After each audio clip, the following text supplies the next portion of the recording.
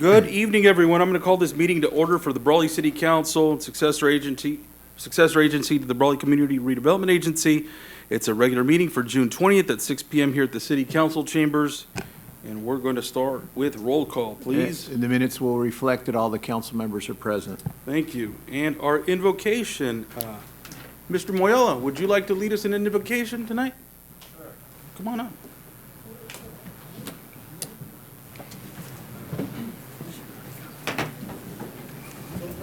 No pressure, no pressure. Let us bow our hearts. Father, we just thank you for this opportunity to represent the Valley. We thank you, Lord, for the many things that you're going to do and that you are doing. We thank you for all that you do. We thank you for our board here. We thank you for our police department. And we thank you for the friends and neighbors that have shown up tonight. So I pray that you bless us all and watch over us in Jesus' name. Amen. Amen. Thank you, Mr. Moyella. And if you could join me in the Pledge of Allegiance. Ready? Begin. I pledge allegiance to the flag of the United States of America and to the republic for which it stands, one nation, under God, indivisible, with liberty and justice for all. Thank you. And thank you, Mr. Moyella. Great job there. All right.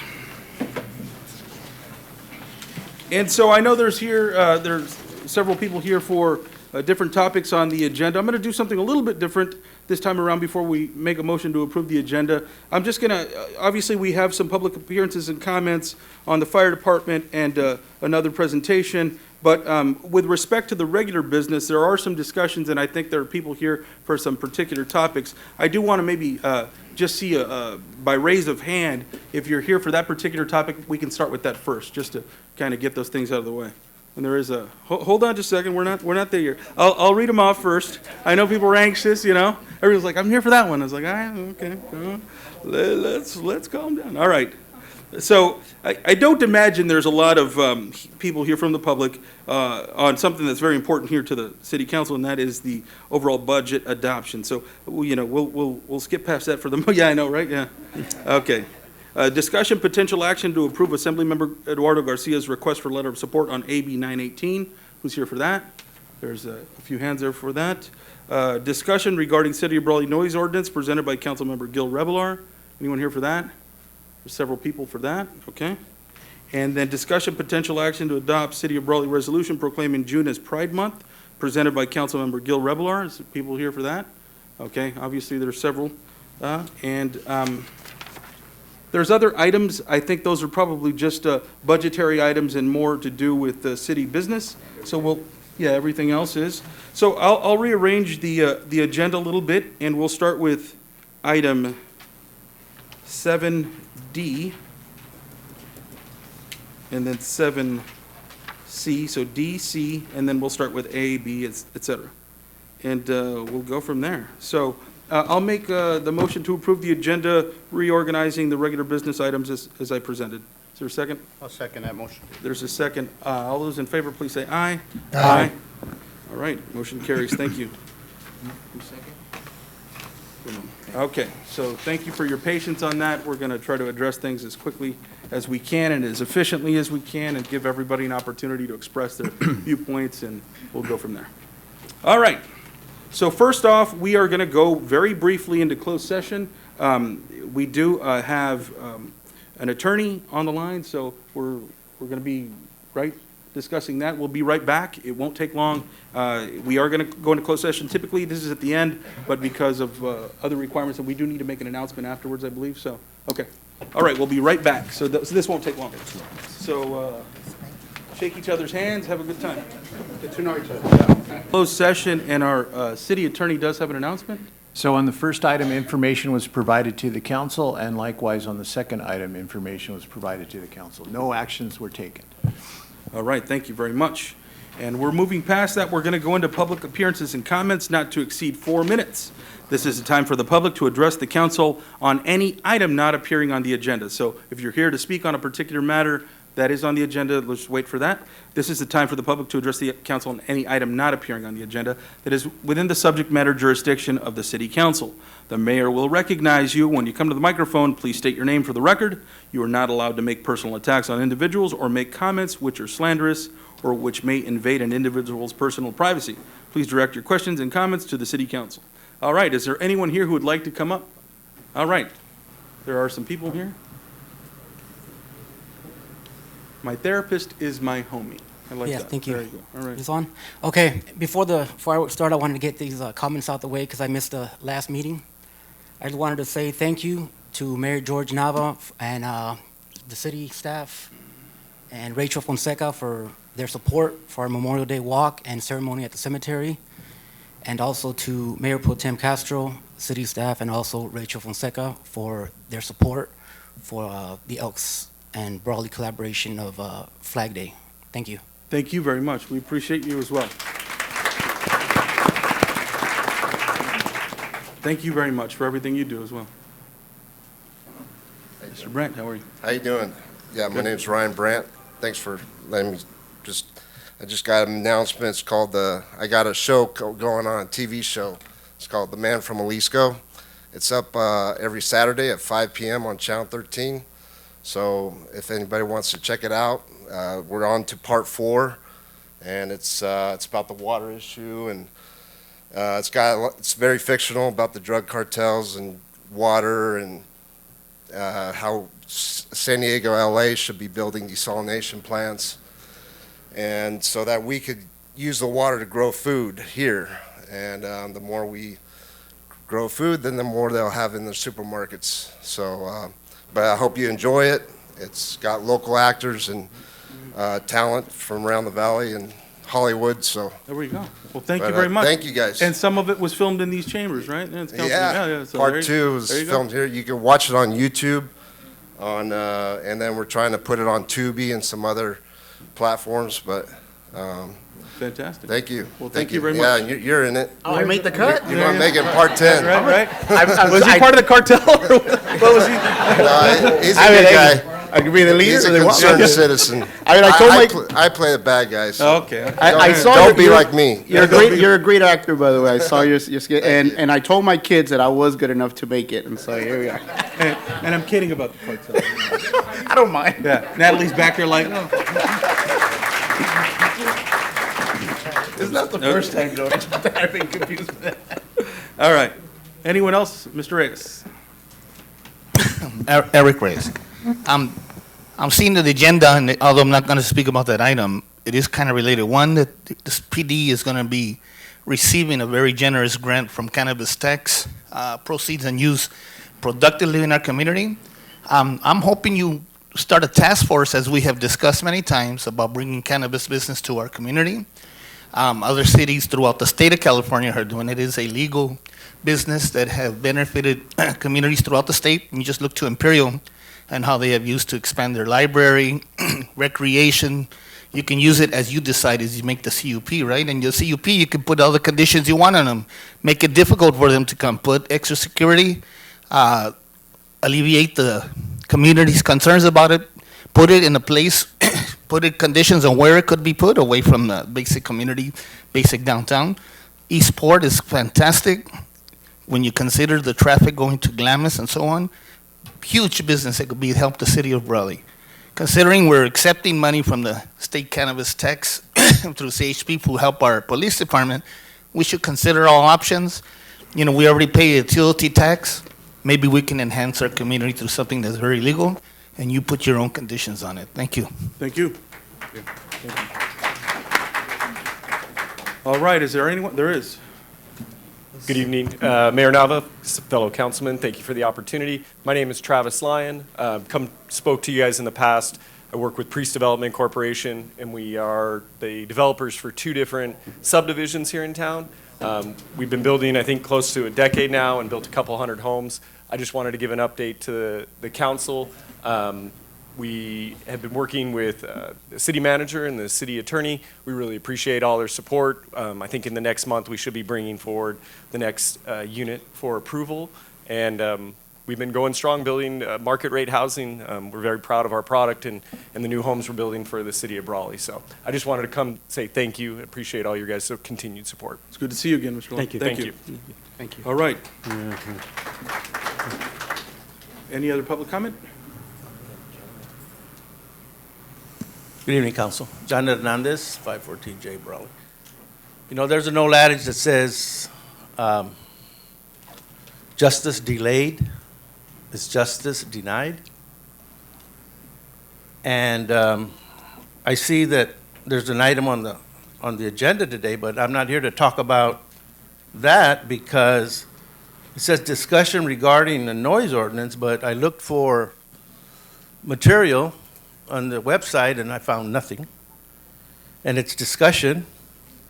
So justice delayed is justice denied in my view.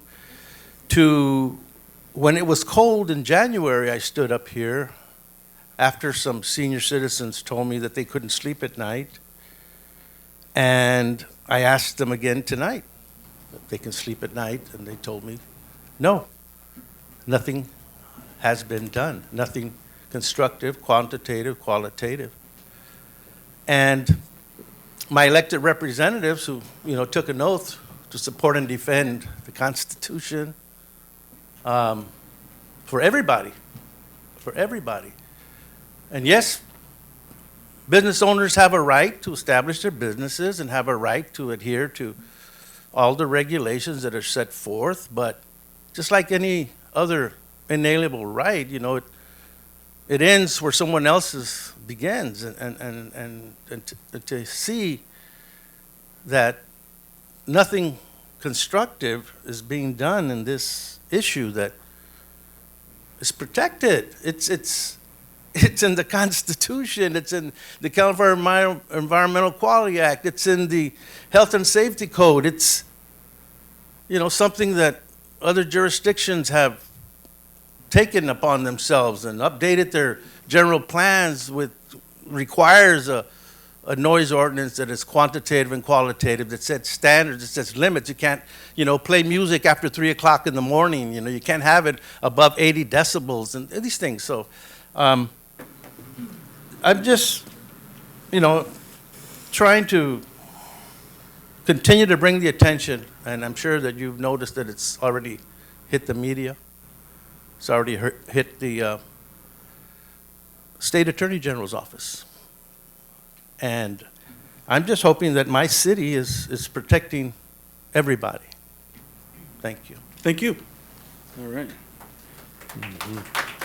Is there anyone else who would like to make a public comment on any item not appearing on the agenda? Good evening, Ron Gray. We obviously have enough people for the other parts of the agenda, so I'll just speak on this real quick, a more positive note. I want to commend the Brawley Elementary School District on the Summer Academy this year. There's a lot of kids that don't even get the chance to go to the SeaWorlds, go to the Disneylands, go to the Universal Studios, and I really think whoever put that together, the funding and all that, should be congratulated. I would like to congratulate them because, like I said, it's a good program, keeps the kids engaged in school. My kids are in it, and a lot of other kids are in it that have never, seen parks. Some families can't even afford it. So, great job to the school district, and that's all I really have. So, thank you very much. You have a trustee right there.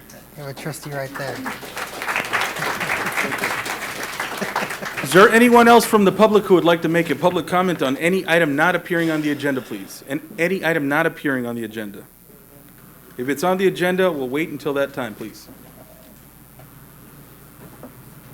It's not on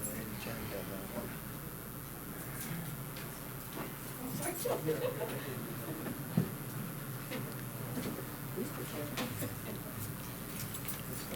Hi, my name's Lori Gibson. I'm sure you guys remember me. We're here, of course, of the noise ordinance and stuff. But Saturday night, about 12:30, 12:45, it was really loud. So Jesse and I went down. It was 82 decibels in front of our apartments. Nobody, says anything. I called the police department to make a report. She asked me, "What was your birthday?" to give you my birthday report. She goes, okay, ma'am, have a good rest of your night. Hung up. That's how they're addressing stuff. Scary. Something needs to be done. Understood. Chief is here, he can help address that. Yeah. But no, that was separate from, any other comment? Thank you. All right. Anyone else who'd like to make a public comment at this time? Public comment, all right. Good evening, council members and residents of Brawley and other stakeholders here of Imperial Valley. My name is Daniela Flores, executive organizer with Imperial Valley Equity and Justice Coalition. Good evening.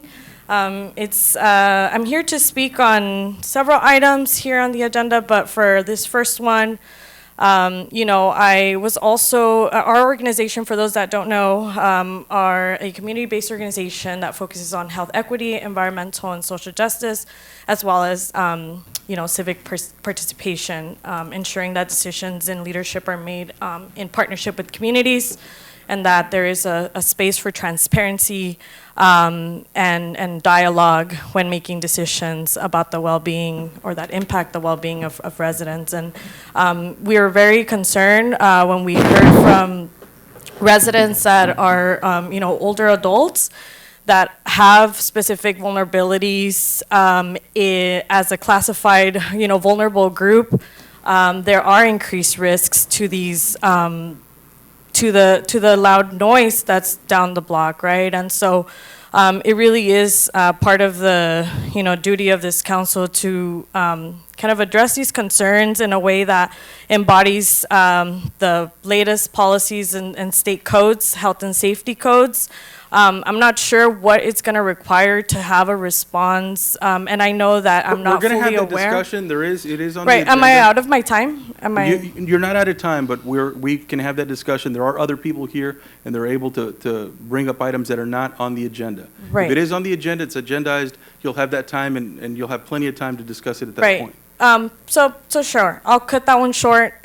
There's obviously a lot more that we would like to express, but I'm making the comment at this moment in solidarity with the residents that are bringing this issue and saying that action is not necessarily what was being, seeked after. So thanks for your time. I'll stick around for the conversation. Thank you. Is there anyone else who'd like to make a public comment at this time? Seeing none? Okay, we're going to move forward. I know it's several topics that people are passionate about. Let's all just have a professional level of decorum here, and let's just make sure that we're respectful of one another. Please respect everybody in here.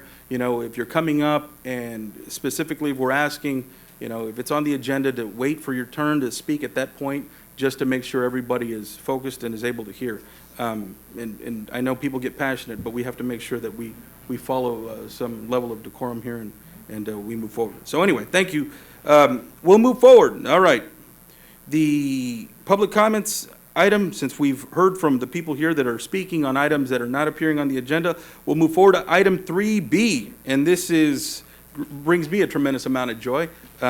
This is Brawley Fire Chief Mike York from the Brawley City Fire Department. It's a presentation of City Fire Department's new firefighting apparatus, and he's got some of his team members here as well. So, Chief York. Good Floor is evening, yours. Mayor Nava, City Council, City staff, and the public. It is my great privilege to be here tonight to present our brand new fire engine. And if you would turn your attention to the screen, we have a slideshow that our fire marshal put together for us. All right.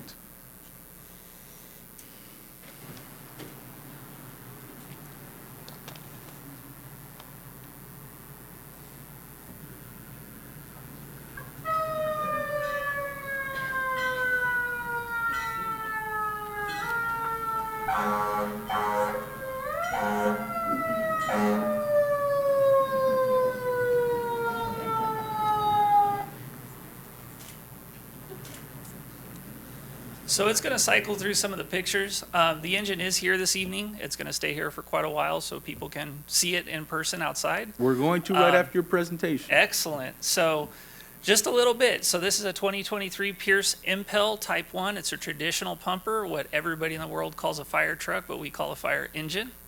450 horsepower, 1,500 gallons a minute pump. It carries 750 gallons of water.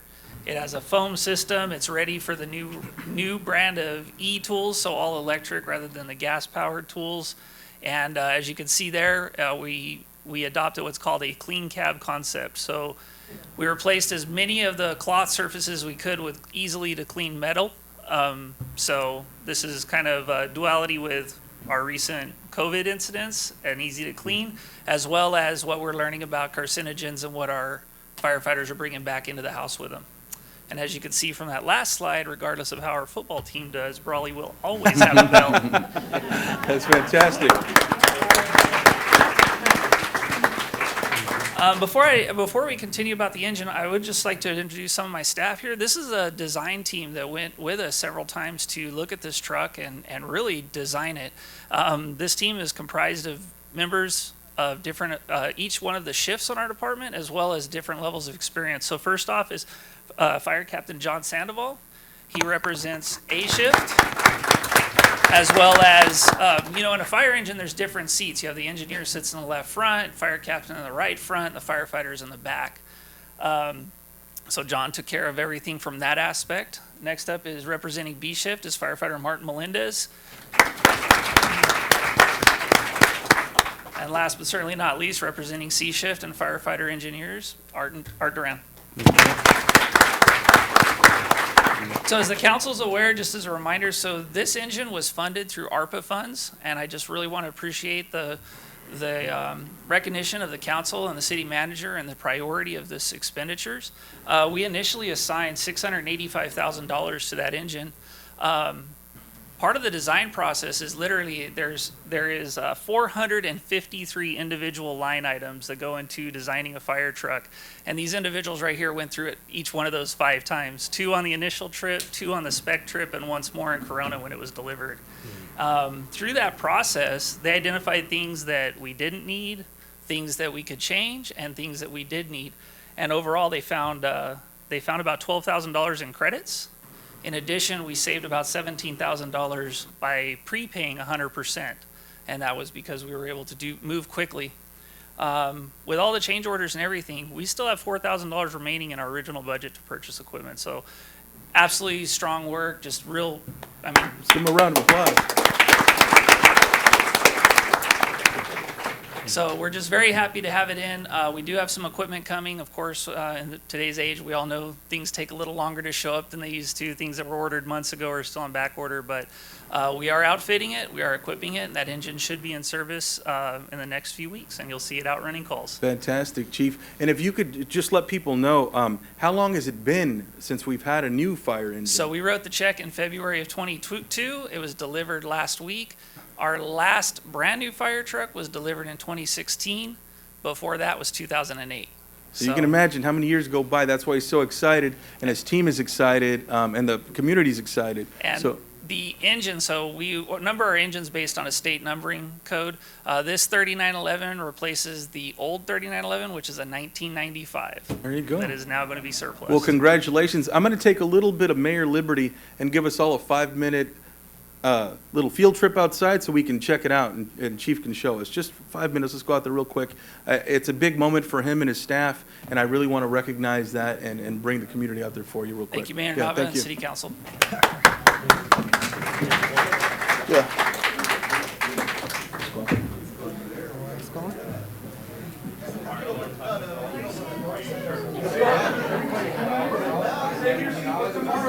Thank you for your patience, and for those of you who are able to view the fire engine, it's a big moment for the fire department, for the city, and for all its residents. So thanks for going out there and supporting them. Appreciate that very much. And now they just need to fill it with equipment, and that's another few $100,000. So we'll see how that goes, right? But all right. So again, thank you to Fire Chief Mike York and his crew. Thank you all very much, and for your support of that department. Next up is 3C presentation regarding the opioid crisis in Imperial County, presented by Gabriela Jimenez, Assistant Director of Behavioral Health Services, and Under Sheriff Robert Benavides, Imperial County Sheriff's Office. So if you could please come up. Welcome our guests. Perfect. You guys have it up there. Well, good evening, Council. I want to thank City Manager Salcido, Councilmember Rebollar for inviting us out to share this presentation.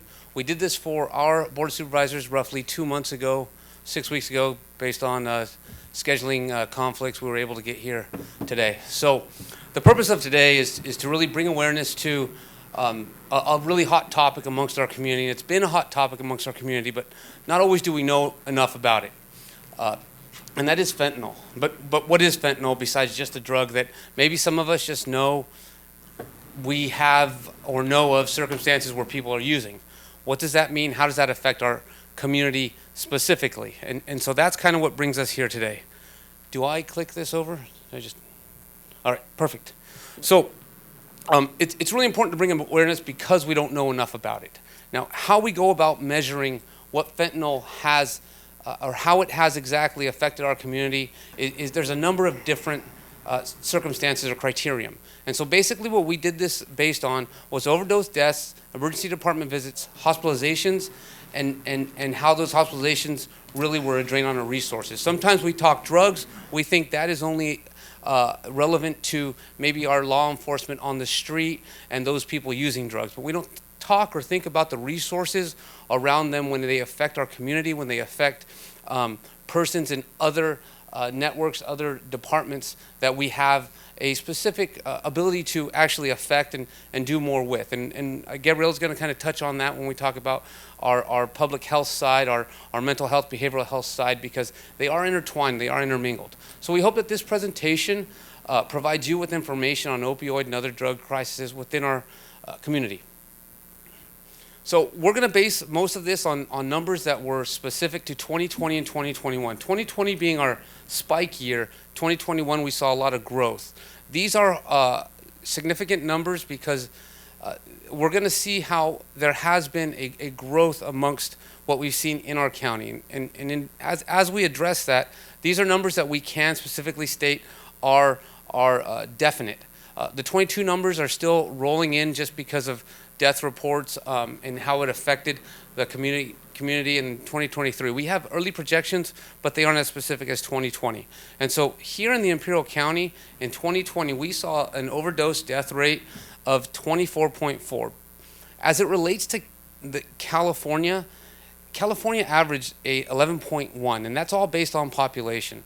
So clearly twice the normal based on $100,000 people population, that we see that there's a big red flag there. When you talk about your emergency room visits as they related to amphetamine overdoses, that was again twice the state average. So then you go on to the opioids, and the difference between opioids, and just for those of you who don't know, when we talk opioids, we're talking heroin, fentanyl, pain relievers, Vicodin, that coding. When we talk about stimulants, we're talking about methamphetamines, the amphetamines, the cocaine. So those are kind of the differences when we see the overdoses and how they relate to deaths. Our emergency department visits rates related to an opioid overdose was 44.22 compared to the state of California, which was 38.94. Our little community, our little county, we were above everything when it came to that year of 2020. Now, as we moved on to 2021, we saw a significant change in how we really addressed it in some much better rates, but they are still alarming for us community members because we here in the Imperial County, we know community is paramount, and how we go about addressing, taking care of one another is what we strive to do, especially yourselves up here in the positions that you hold. So the Imperial County had an 8.34, and that was down from that 24 that we saw the year before. Significant turnover, significant change in a positive direction. That rate of emergency room visits, that was still higher than the state, and we worry about that because of the resource drain. When we have other people going to the hospital, especially during this time, when we think about that was during that COVID time, when we had a lot of those visits going down there because we didn't always know what was going on, it's alarming, and it is a drain on the community. So moving forward in the affected populations, in 2020 and 2021, there are some common denominators here, and they are specific to our community here in Brawley and our north end communities. We're probably going to talk about resources as we go further into this, but our populations most affected by our psychostimulants was Brawley, Calapat, Westmoreland, and Nyland. Our populations most affected by amphetamine-related overdoses was El Centro, Calapat, Hopeville, more of our southern section, but Brawley was still affected. Now, when you talk about that opioid-related overdose deaths, we're looking at Westmoreland, Brawley, El Centro Thermal, North County. We're really worried about those services, those resources that are available up here. The population most affected by the opioid-related overdose, and again, we're talking 2020, but we see that Westmoreland, Niland, Calapat, El Centro, Brawley, Imperial. As we move to 2021, we see a lot of the same cities, a lot of the same stats. We're seeing that those common denominators. Winter Haven kind of got thrown in here, but we still see that Niland, that Brawley, that Thermal, that El Centro. Very worrisome for us. How do we change? What do we do? So fentanyl as a whole in the Imperial County. Little background for you. Back in 2018, we made our first 2016 first fentanyl seizure. 2018, we found our first fentanyl-related death here in the Imperial County. Back in 2022, a congressional press release stated that every day, 294 people die from drug poisonings every year in the United States. 294 every day. Well, then when we talk about here in our little community, we go and we see that we have roughly, during 2020, we had 33% of our deaths that year were fentanyl related in 2020. Now that goes down in 2021 and we'll talk about it. But why and what? Is it poor law enforcement? Is it lack of law enforcement? Is it lack of resources? Well, it's a little bit of all the above. And what we want to push out is it's a lack of awareness. And it's a lack of what's available to our community. And so here in the Imperial County, what we have is this San Diego Imperial County sector of border. It actually has seized 60% more than any other drug passageway across the whole border. So what we have is we have this highway that is pushing these drugs north, right through our communities. Now, are they going further north? Absolutely. But are they being dropped off here? Is some being utilized here? Absolutely. And that's where we worry. We worry about our youth. We worry about our population. And when we talk about what this is hitting our 18 to 45-year-olds.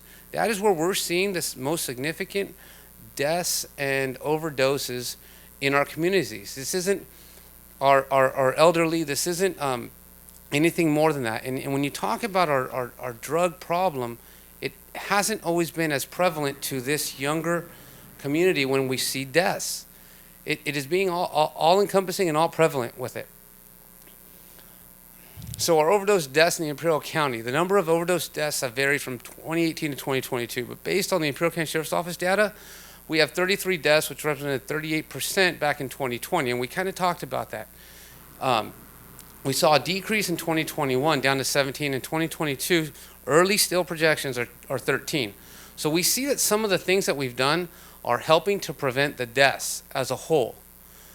2023 projections early on are probably going to match those 2021 numbers.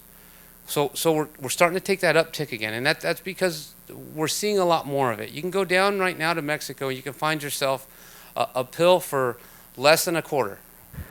Whereas back in 2020, they were about $4 a piece. And so that accessibility, we can all talk about that inflation and what our lumber might cost more of, what our services, what anything else that this board here, this council might deal with their budgets on a daily basis. But when we talk about drugs, they're getting cheaper. So they're getting easier to buy. They're getting easier to use. We need to do more to prevent that. So I'm going to talk about the ICSO approach, and I know in talking to our cohorts here with the Brawley Police Department, they've done a lot of it too. We talk about community safety, we talk about our officer safety, because really our law enforcement officers are the ones that are up front tackling this issue on a regular basis, whether it's through seizures or whether it's through just hand-to-hand and that potential of using. But taking care of your staff is most important. So not to bring that C word back into that COVID thing, right? But we have to talk about the usage of gloves, the usage of masks when we talk about this. Now, we do have a lot of people on these drug enforcement teams, whether it be DEA, BCST, our HSI teams, a lot of our federal teams that specifically have the mission of going after certain aspects of drugs and fentanyl as it relates to trying to alleviate it from our streets. And participation in those teams is paramount to trying to rid it from our communities. Now, is it always cost neutral for a city government, a county government? No, it's not. But this is part of fighting that fight to ensure that our communities are safer at the end of the day. So the other aspect of it is that awareness, that communication, that getting that knowledge out to our public. So what we've utilized at ICSO has been a social media outreach approach, and then a specific team of crime prevention staff that go out into our community, whether it be at the schools to explain to the kids that these little candy-looking things aren't to be taken, aren't to be used.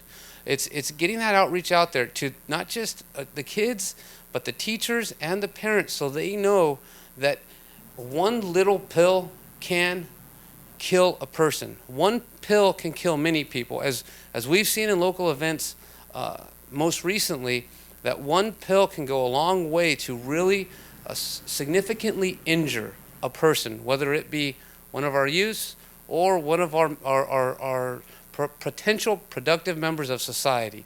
And so we have to treat every pill as it is as dangerous as possible, especially because while every pill looks like your basic Advil that you might get out of a little bottle, not everyone has the same dosage in it, which makes it more potent.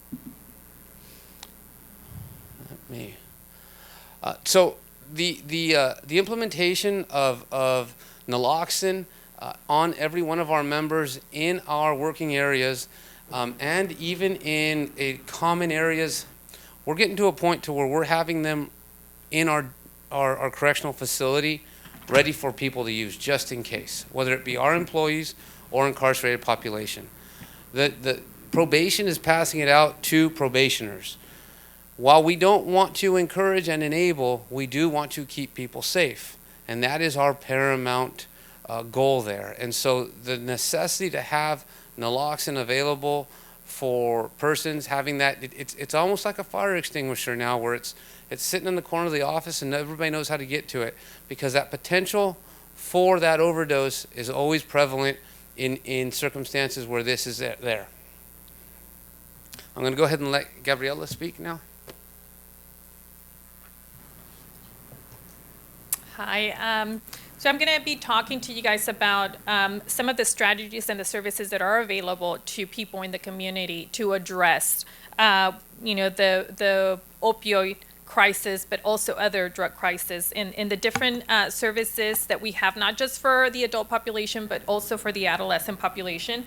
I'm going to pass, this is naloxone kit that we have. I carry it with me all the time, even when I'm not working, because I've come across a situation where we've had to use it outside of work. We have the ability to save people's lives, so I carry it with me as much as I can. And so I'm going to pass it around so that you can see basically what it is. This is a naloxone kit.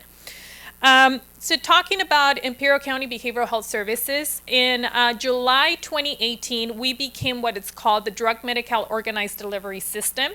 This allowed an expansion of services that would be covered by Medi-Cal for individuals with substance use disorder.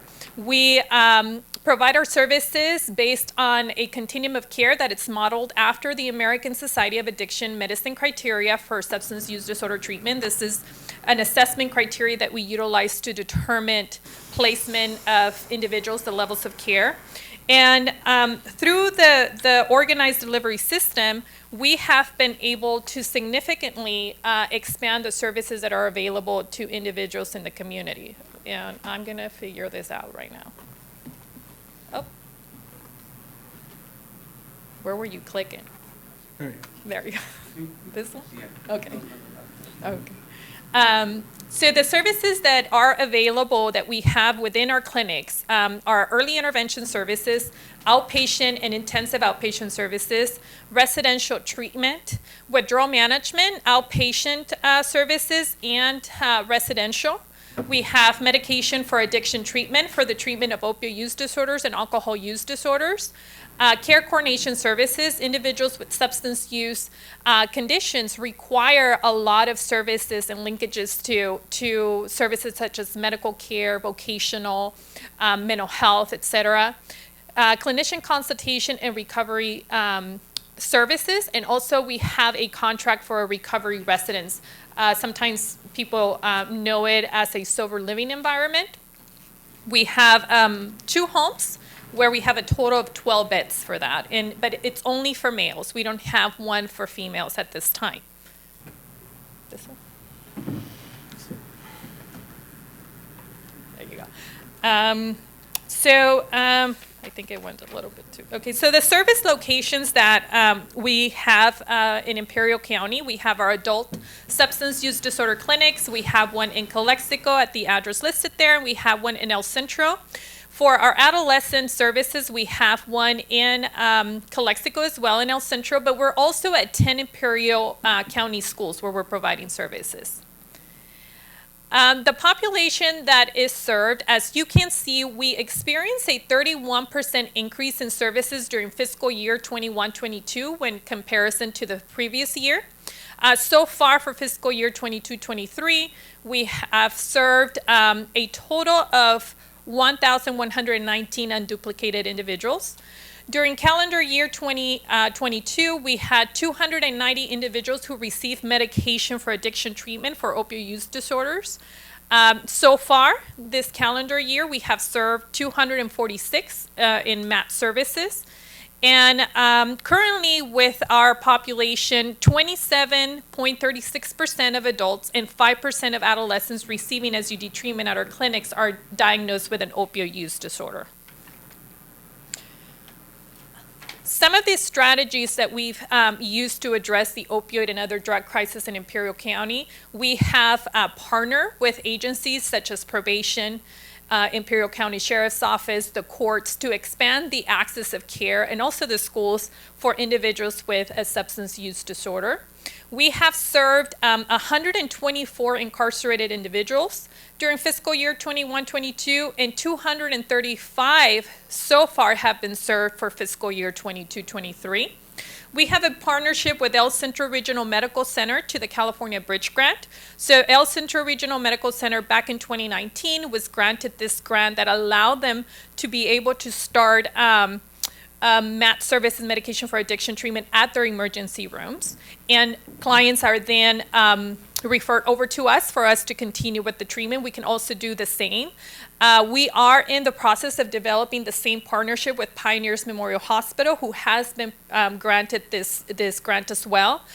During the COVID pandemic, there was a struggle because, as you know, hospitals were really suffering, and so that kind of created a barrier at being able to continue with these services. But successfully, we have been able to continue as much as we can, and now it's back and running. We have been awarded the Youth Opioid Response Grant, which has expanded access to medication for addiction treatment services for youth and young adults to reduce the impact of the opioid and stimulant crisis in Imperial County. And this is specifically for youth ages 12 to 24 and their families. And it focuses on prevention, intervention, treatment, and recovery services. And we are in the process of implementing contingency management to address the needs of those living with a stimulant use disorder. At this time, there is no medication to address the needs of individuals who are using stimulants. Contingency management is an evidence-based model that is very promising, and it works on providing incentives to individuals for producing negative drug tests.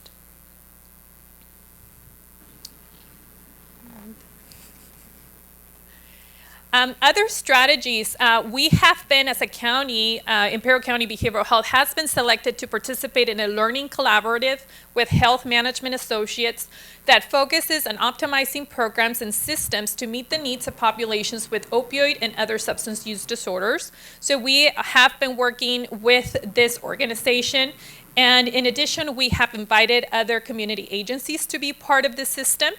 We have conducted a lot of community outreach and education on the risk of fentanyl. So these presentations have been, they're partnered with the Sheriff's Office, probation. We go to the schools, we talk to parents, we talk to other community agencies. We have alcohol and drug prevention activities that focus on those 4 areas, which are problem identification and referral education. We have a curriculum, an evidence-based curriculum called the Too Good for Drugs, which we present at the schools. Community-based, which is focuses on having an alcohol and drug coalition and also outreach activities, and then information dissemination. As you see, the kit that I just presented to you, that's part of our harm reduction strategies.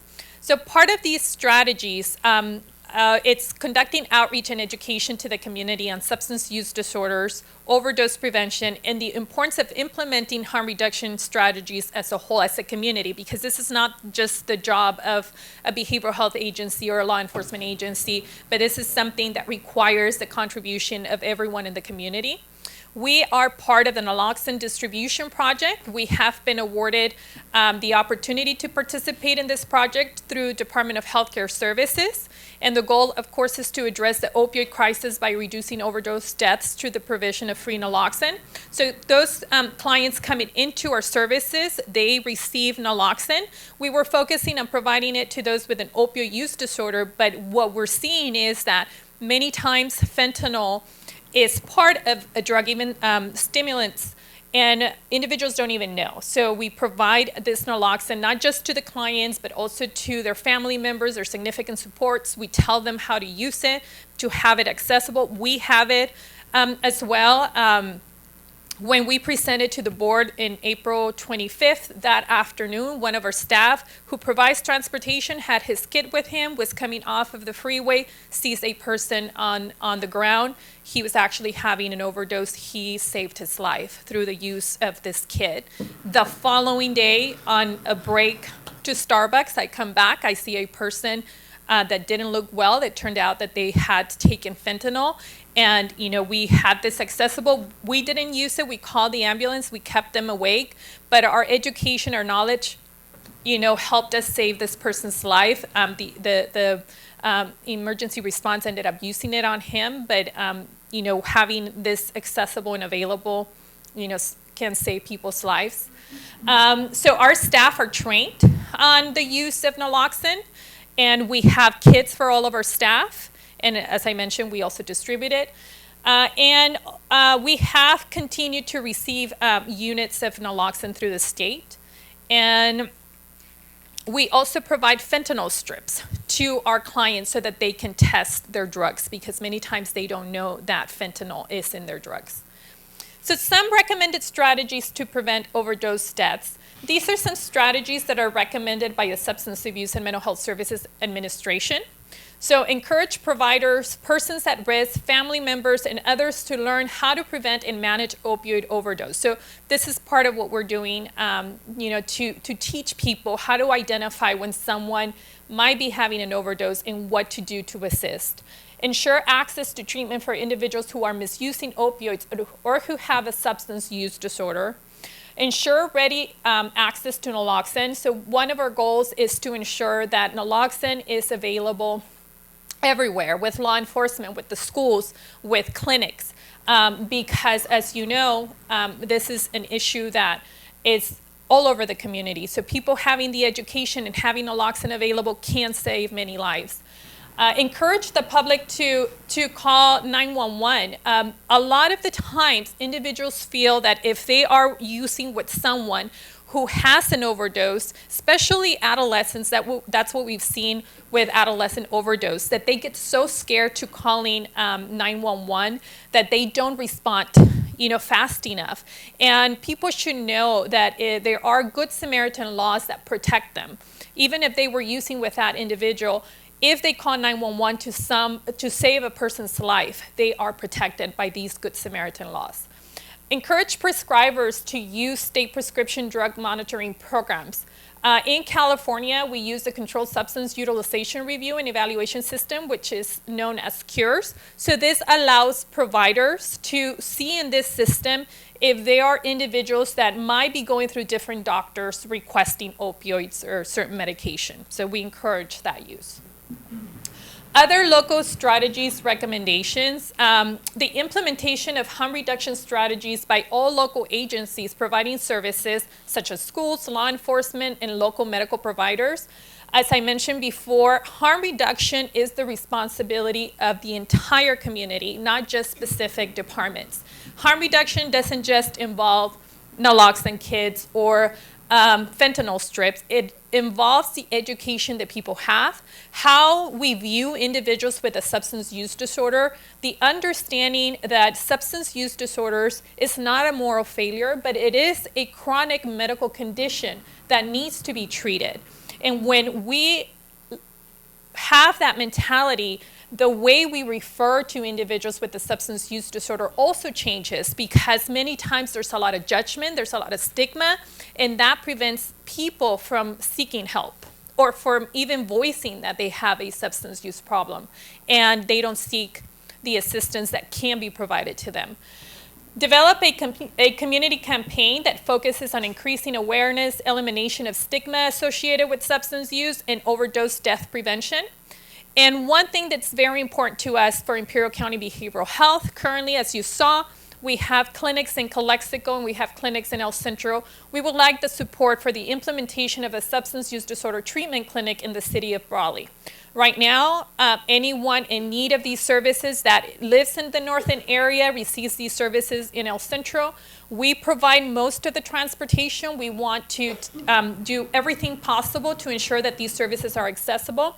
But having these services accessible to the community, as you saw, the northern area is a community that's mostly affected by overdose and hospitalizations because of substance use.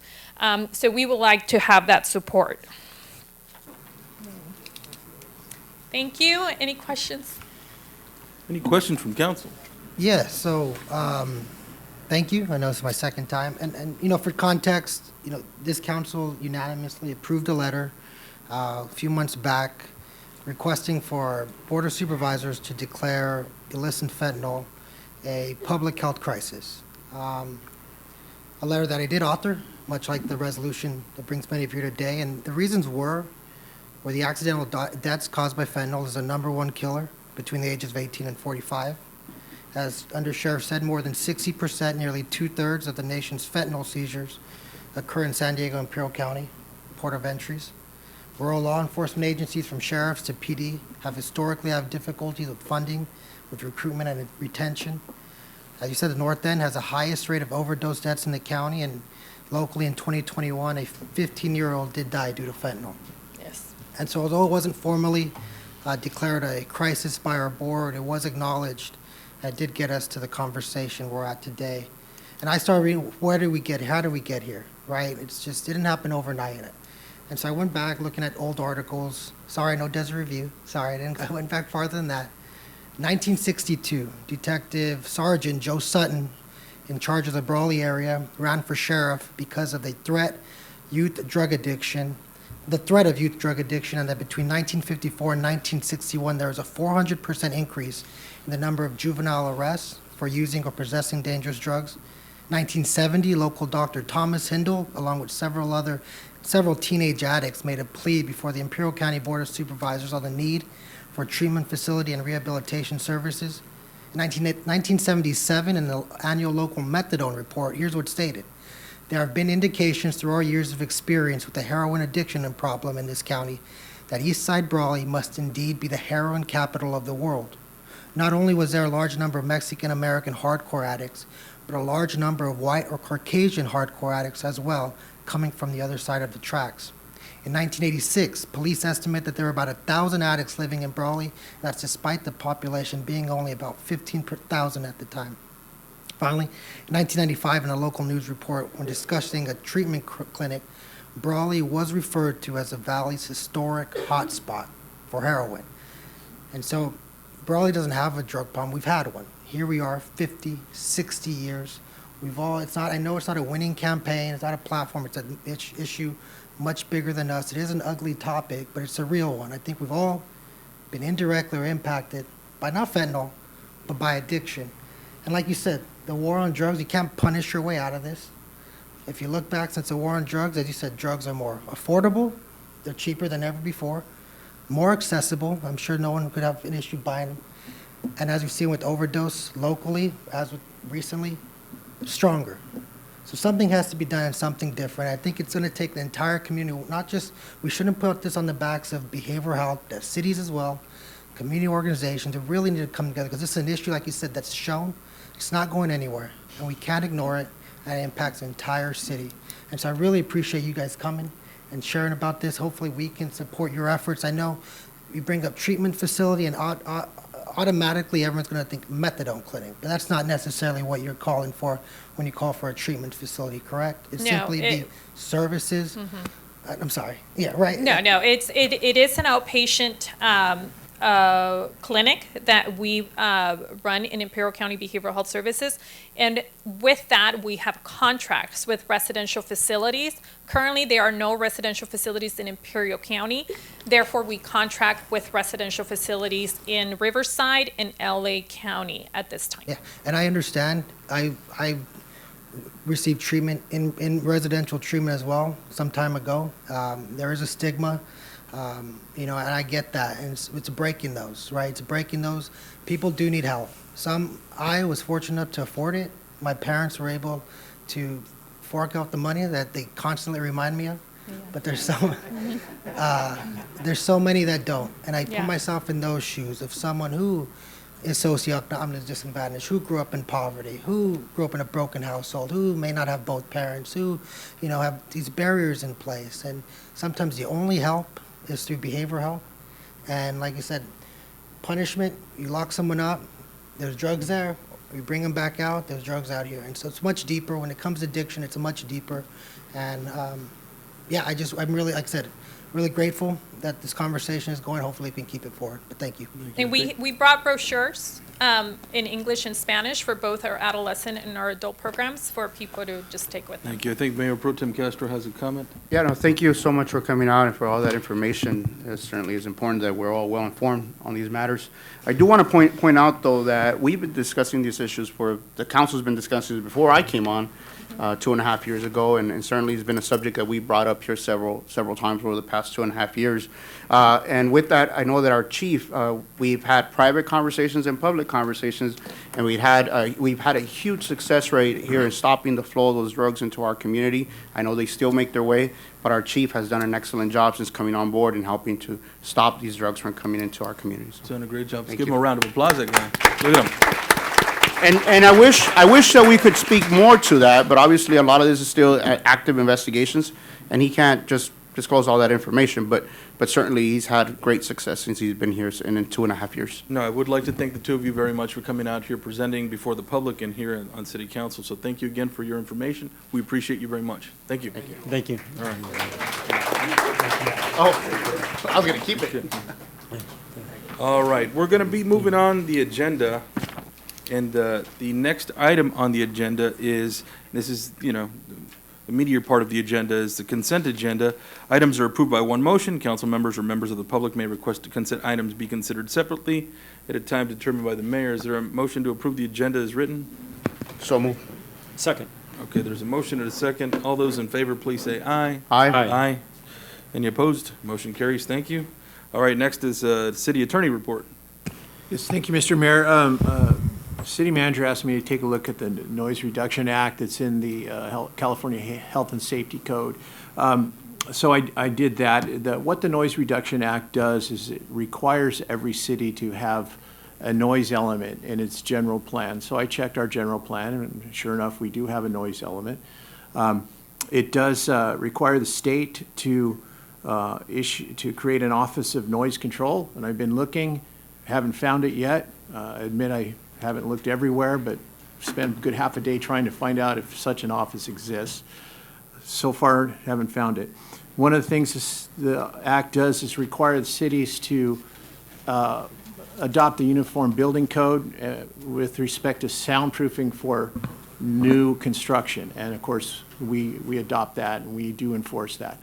What it does not require is cities to have any particular type of noise ordinance.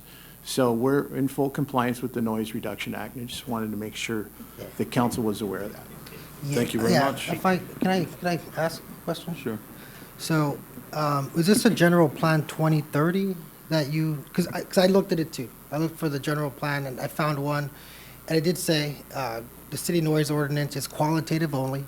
That does not specify the numerical noise limits. Furthermore, the city ordinance does not cover some of the categories of noise sources. And then it just goes into the noise ordinance will be updated to reflect the policies and plans of this element. The ordinance revisions will address the following subjects: construction activity, rough traffic, loading, unloading operations, landscape activity, interior noise standards, and exterior. So I guess perceive that as it would need to be updated. Well, I didn't say that it didn't. I just said that the Act, Health and Safety Code, doesn't Yeah, no, require any city to have any noise ordinance. That's. All right, yeah, no, I'm just, yeah. 'cause I was read- asked yeah. to address the Noise Reduction Act. No, okay, yeah, my apologies. Thank you. All right. Anything further? City Attorney report? That's No, it? that's it. Thank you. City Manager's report? I think it's best we defer that report for today. Thank you. All right. All right. Well, now into the nitty-gritty, the meat and potatoes of the business meeting here. All right. So there's a lot of people here that are here to listen to this topic, and this is discussion potential action to adopt City of Brawley resolution proclaiming June as Pride Month, presented by Councilmember Gil Revelar. Yeah, so, Councilmember Revelar. no, obviously, thank you all for being here. I know this is quite the subject for some. And I really thank you, Mayor, for, opening up with, I look forward to this being a respectable conversation. And I thank the council for, honestly, I thought this would be tabled or, out of fear, maybe controversy or an uncomfortable conversation. And if you're looking for any air grievance, I asked for this agenda item. No one on the board did. I put it on, I requested for city manager to put on there. So you can air your grievance with me either publicly or privately. But I think as elected leaders, it's important for us to have these open conversations for the sake of our residents and spirit of transparency. Uncomfortable conversations among adults should be expected and can be and should be respectful and provide understanding. That's my intentions are with this item.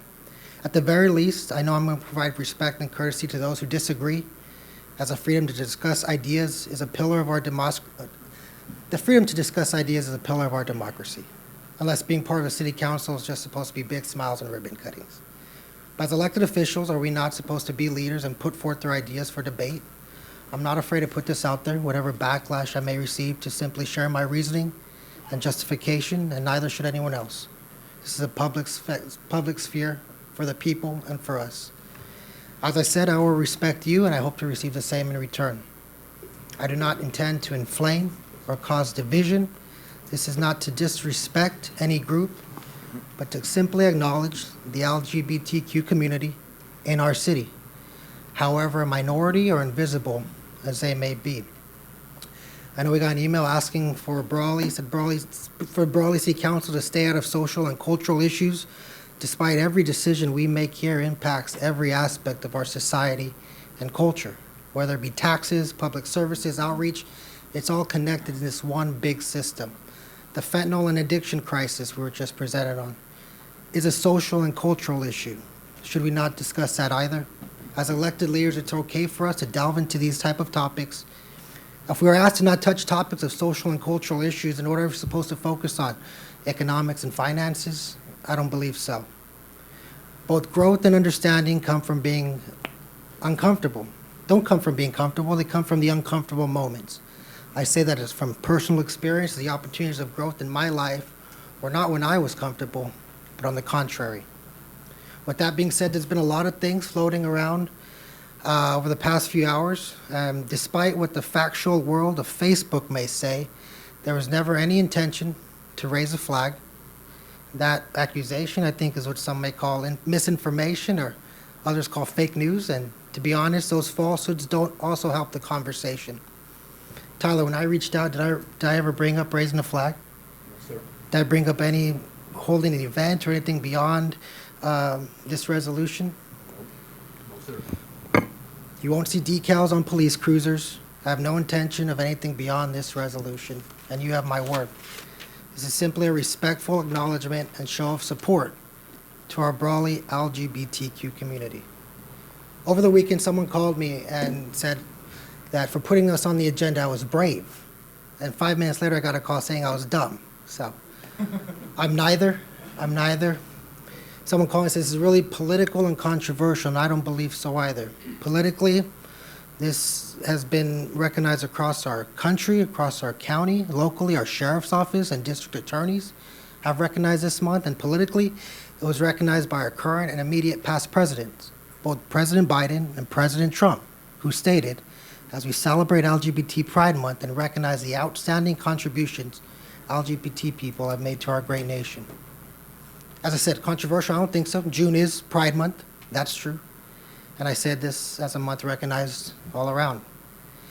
But I don't also necessarily see this as controversial. I know others may see it, and I'm just sharing my thoughts on it, as there is no doubt that there are lesbians, gays, bisexuals, queers, and questioning individuals in our city of Brawley. Some that I know that have been related to us, have been employed by us. This isn't an effort to indoctrinate our kids or to win political points or get caught up in some other aspects of these culture wars. This is simply us saying, once again, to our Brawley, lesbian, gay, bisexual, trans, and others of the community, we see you, we acknowledge you, and in our land of liberty, opportunity, and individual and collective pursuit of happiness, you exist. The reality is we are one son, daughter, brother, sister, cousin away from being directly connected with the LGBTQ community. And as leaders of our community, it's important for us to help break those continuing stigmas surrounding what it means to be LGBTQ. I believe everyone in here don't believe in disregarding our community's most vulnerable. And I believe that LGBT community in Imperial Valley is vulnerable, not just to violence, but as we've seen in Brawley with an unsolved murder, but fear of being ostracized, isolated, judged, looked at differently, disowned, cut off, and other negative actions. And these aren't hypotheticals, these are real.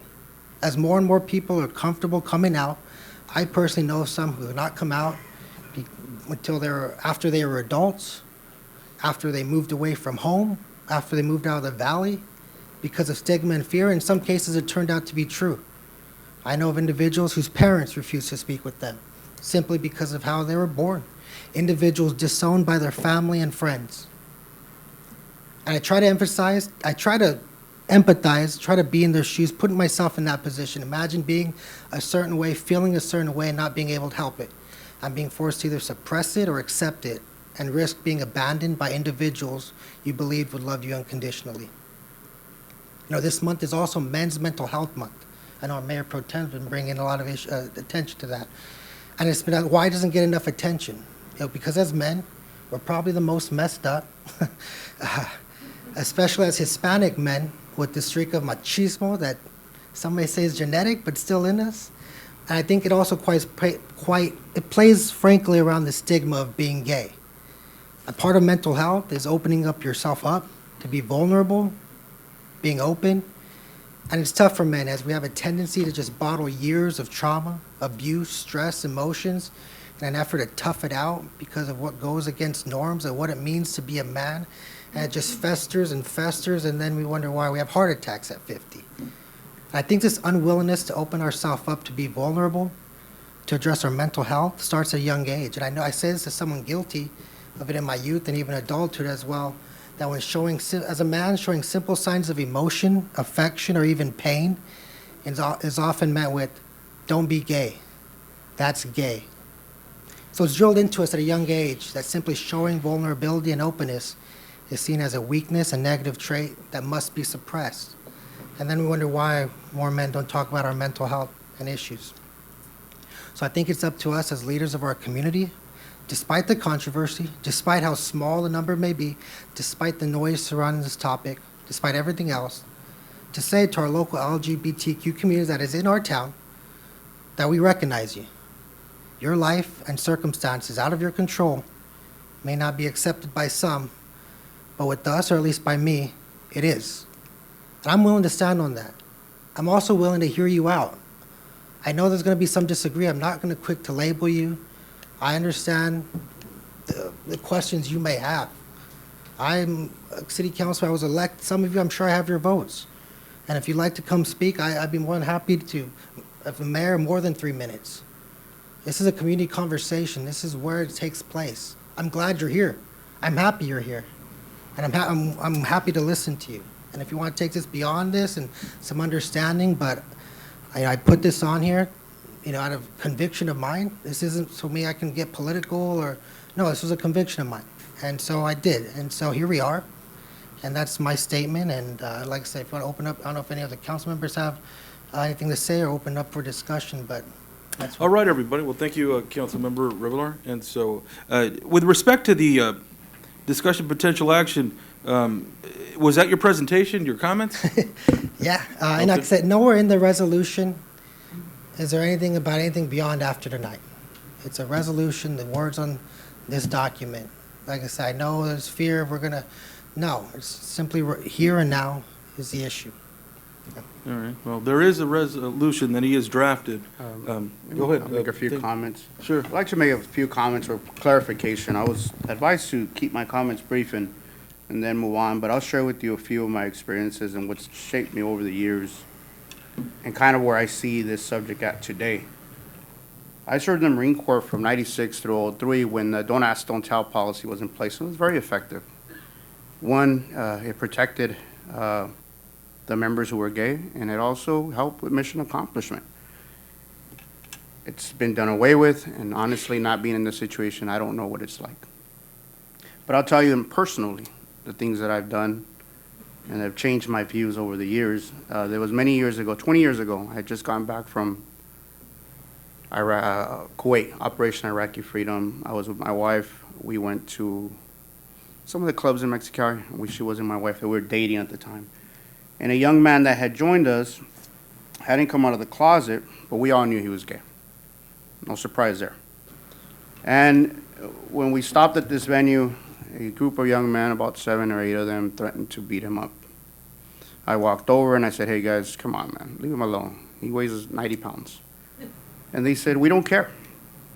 So then I told them, look, if you're gonna beat him up, you're gonna have to fight me first. And I felt bad for him. And they would have beat me up. But I think the fact that somebody stood up for them saved that young man that day. And I don't know if I ever told my wife that conversation that I had with those guys, but that's what it was. About 10 years ago, we were at a local nonprofit here in Brawley. And a couple that happens to be 2 gay men, friends of ours, went to the bar and ordered a drink, and the bartender refused to serve them.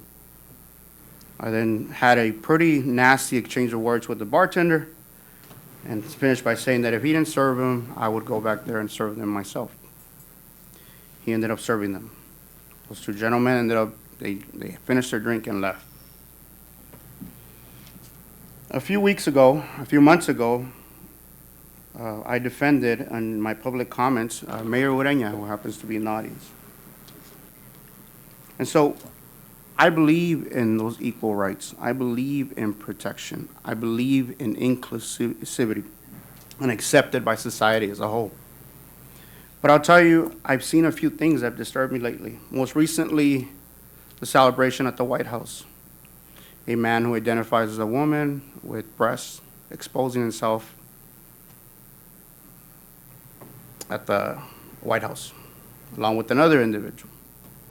I've seen some of the things, sex reaffirmation, I believe they call it, to kids as young as 7. So I've seen a few things that are beginning to disturb me. And I'm telling you, the gay community has a friend in me. Where I'll tell you the things that I'm seeing are not acceptable. Since when does,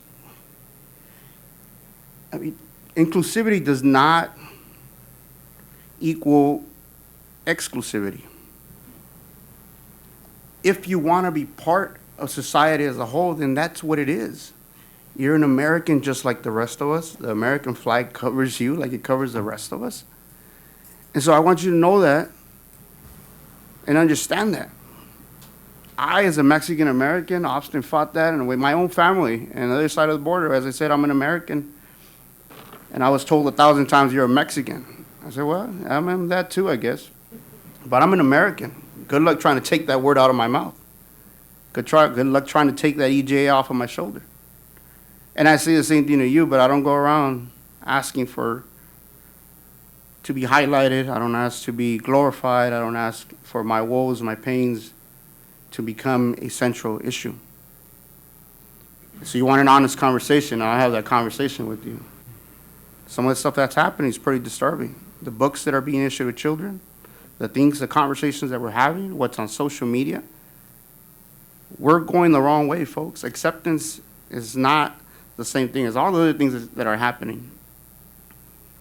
And it bothers me. It bothers me that my son says, why is this being pushed onto me? I'm a straight man.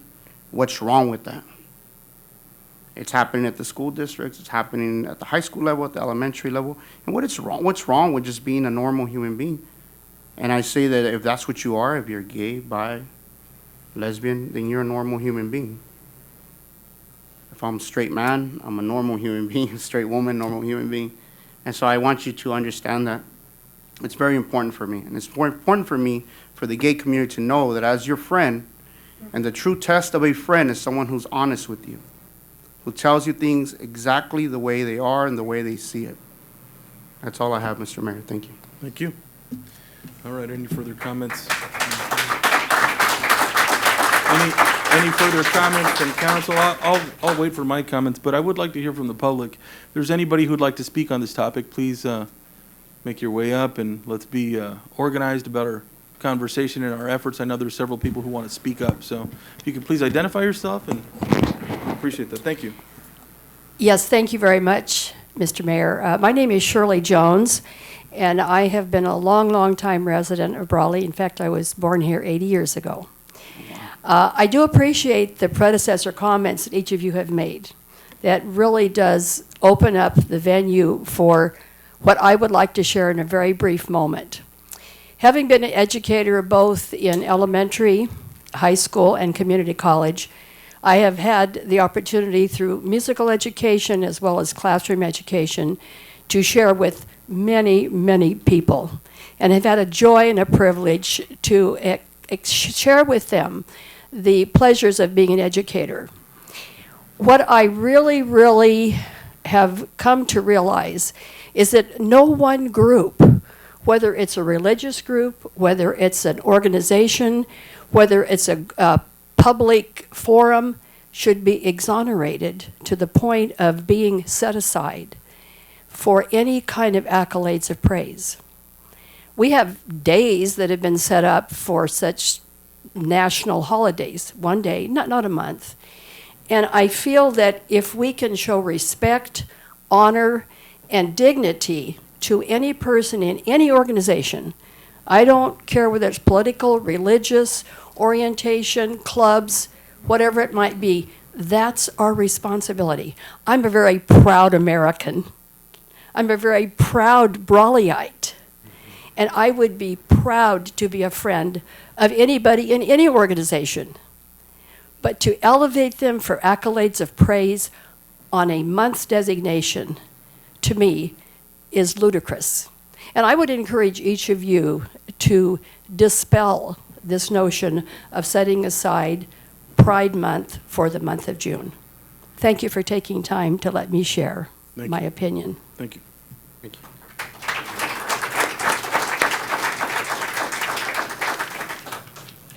How y'all doing? Michael Reeves, Brawley. Ramon. You're a great actor, by the way. Saw you on.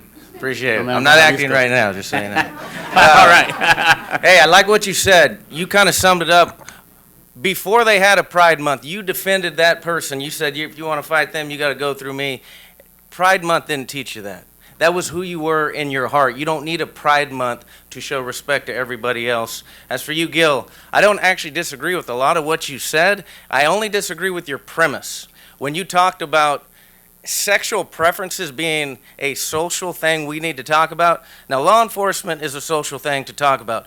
Drugs is a social thing to talk about. Sexual preference has always been a private matter and always will be. So I ask you this, Gil. In your private meetings with the council and the board meetings, how often do you talk about your sexual preferences? I don't really interact much with the council, but okay. No, I don't. Donnie, what about you? When you're in these meetings, how often do you talk about your sexual preferences, like what you like, what you don't like? With this gray beard, I can tell you right now, those days are pretty much, quite over. All right, well, I would get to you, Luke, but I'm going to go back to Gil. So I'm serious. Do you talk about your sexual preferences in these meetings? No. Okay, why not? It's an easy question. Why not? I guess you could say it's my my personal preference, I guess. I'm not quite sure. Because it's inappropriate, right? It's irrelevant.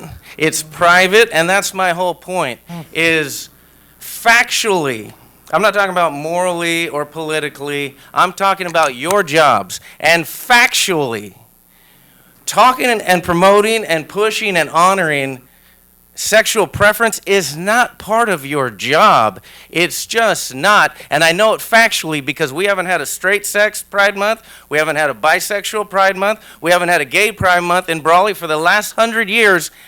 And the city is run just fine. That tells you it's not a relevant matter to running the city. What is a relevant matter, what is your actual job, is keeping the peace in the city. And as you can see from what's going on, look at Bud Light. Sexual preference has nothing to do with drinking beer. They tried to push that, and people say, I don't want to hear that in this arena. Target, same thing. LA Dodgers last week. Sexual preference has nothing to do with a baseball game. What happened? Tension? Drama? Protests of the thousands? It is your job to keep the peace, not to promote drama and tension, right? And so that's my final point. I just want you to encourage you to do your job, to consider your job, and as they say, stay in your lane.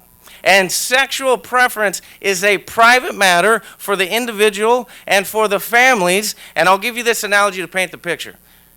It's kind of silly, but I think you'll remember it. There's lots of flavors of ice cream. Chocolate, vanilla, cookies and cream. And if you were pushing in here to have a cookies and cream Pride Month, I would come in here and I'd say, what are you doing? Stop wasting your time. That is not what you were hired for. That was not what you were voted in for. That has nothing to do with running a city. Just do your job of running the city. Honoring a preference of ice cream has nothing to do with running a city, and honoring a sexual preference has nothing to do with running a city. Just stay in your lane. I believe in you guys. I trust you guys, and just want to encourage you. Thank you. Thank you. Thank you. All right. Thank you. Good evening, council. My name is Lindsay Hendigas. I'm sorry to do that. Go ahead, No please. worries. My name is Lindsay Hendigas. I'm a born and raised resident here in Brawley. Tonight, I just want to ask that you would vote against the resolution proclaiming June as Pride Month in Brawley. Why would Brawley, the city of Brawley, along with urging its citizens, celebrate people based on certain sexual desires, romantic attractions, or gender identity? The pride that we should be celebrating is American exceptionalism and the armed forces who have fought and sacrificed their lives for the freedom to express lifestyle of choice.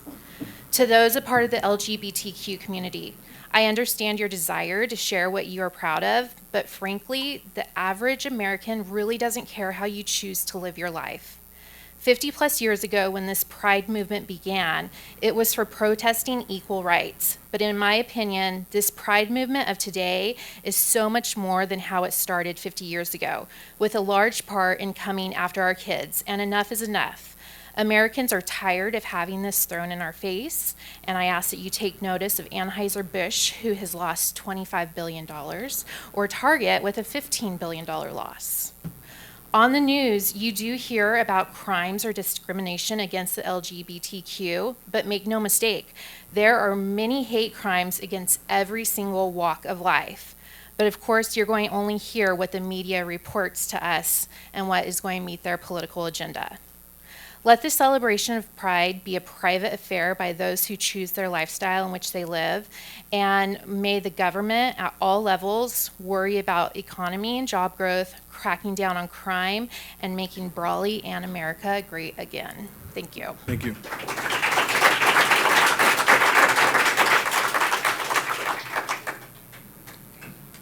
Hello, I'm Xavier Hendricks. I am not a minor, I'm an adult. Okay.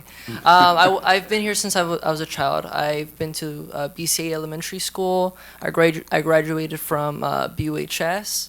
I'm very proud to have been graduated here and lived here. I just wanted to say, I wrote some notes.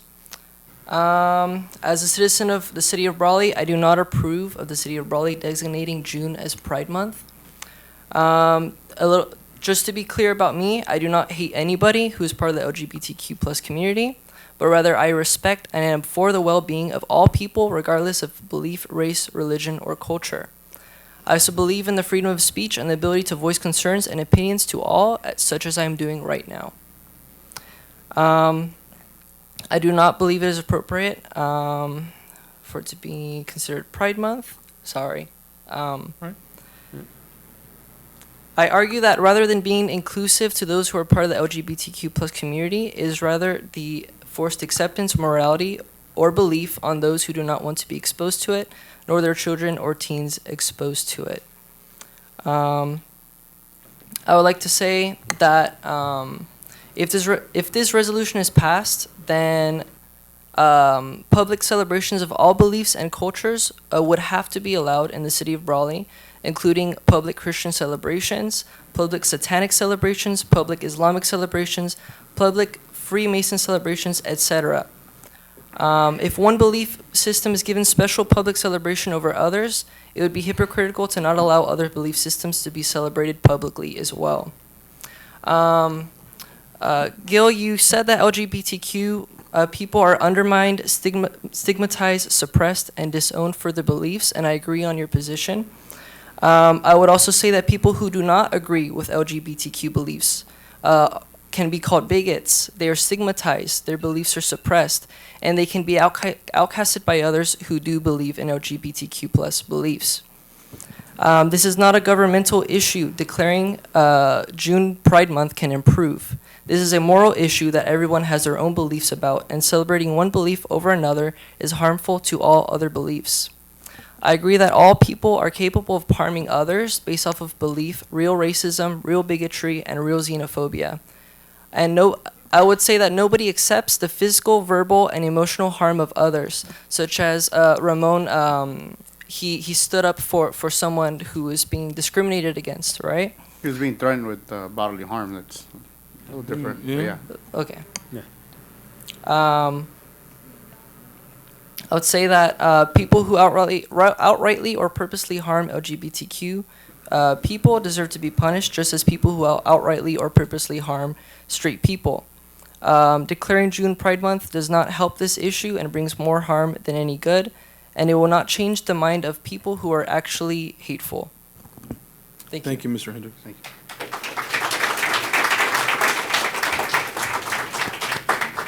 Larry Cox, Brawley, born and raised.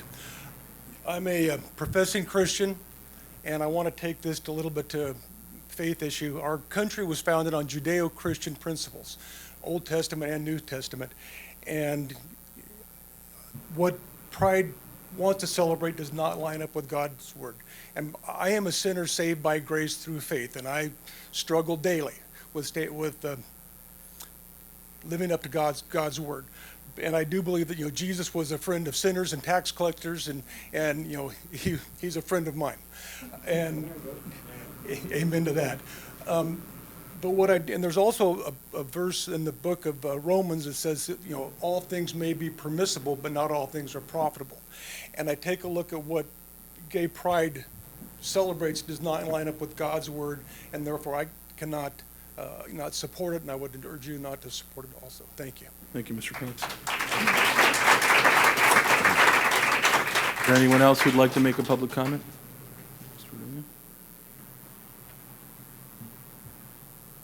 Muchas gracias. This is the first time I actually come to Brawley City Council. Mr. Mayor, nice to see you outside of ICTC for the first time in many months. I do have a disability, so if I do stutter or take a little bit longer, just know that it is documented. Hola, mi nombre es Raul Ureña. Hello, my name is Raul Ureña. I am the mayor of the city of Calexico. As many of you may know, I am transgender. I'm the first transgender Latina elected mayor in the state of California, proudly here from the Imperial County, from the great city of Calexico, where we had a historic pride flag raising that brought much hope to a lot of people that were contemplating self-harm, that felt not included. And when I pull out some coins, and I was trying to pull out a quarter, but I only have a lot of pesos. I only have this dime, and it says, "E pluribus unum," Old Latin, that says, "Out of many we are one." And then it says, "In God we trust." Out of many we are one, and in God we trust. Out of many we are one, as we're talking about American pride and civic pride. But the issue about LGBT community, or why it has evolved and it has changed, is that it's not about a belief system, it's about the law. And before 1969 in this country, my presentation, this lipstick, these heels, they were illegal. I would be arrested by an officer like him. I would not be allowed to participate in the American society that everybody here can comfortably participate in 1930, 1920, 1890. It's not about my right to vote, about my right to exist that was just legalized after a riot in about 1969, 1970. And yes, it is not that we're elevated, but it's about gaining ground for the 200 plus years that we were not allowed to exist in this great American country that stamps on its coins, out of many we are one. Out of many, many of us have been killed. And I'm sure Marilyn Cáceres here in her hometown of Brawley would be rolling in her grave, in her unmarked grave, to hear that the city that is still investigating her homicide after being pushed out of her home would not dare lift a flag or a finger past maybe a proclamation. Where are the civil rights and the American rights and the due process and the law enforcement for my transgender sister that died in the city? That I still remember, that I care for, that I loved her, that I would love to have met her, that I would love to have seen her go to school.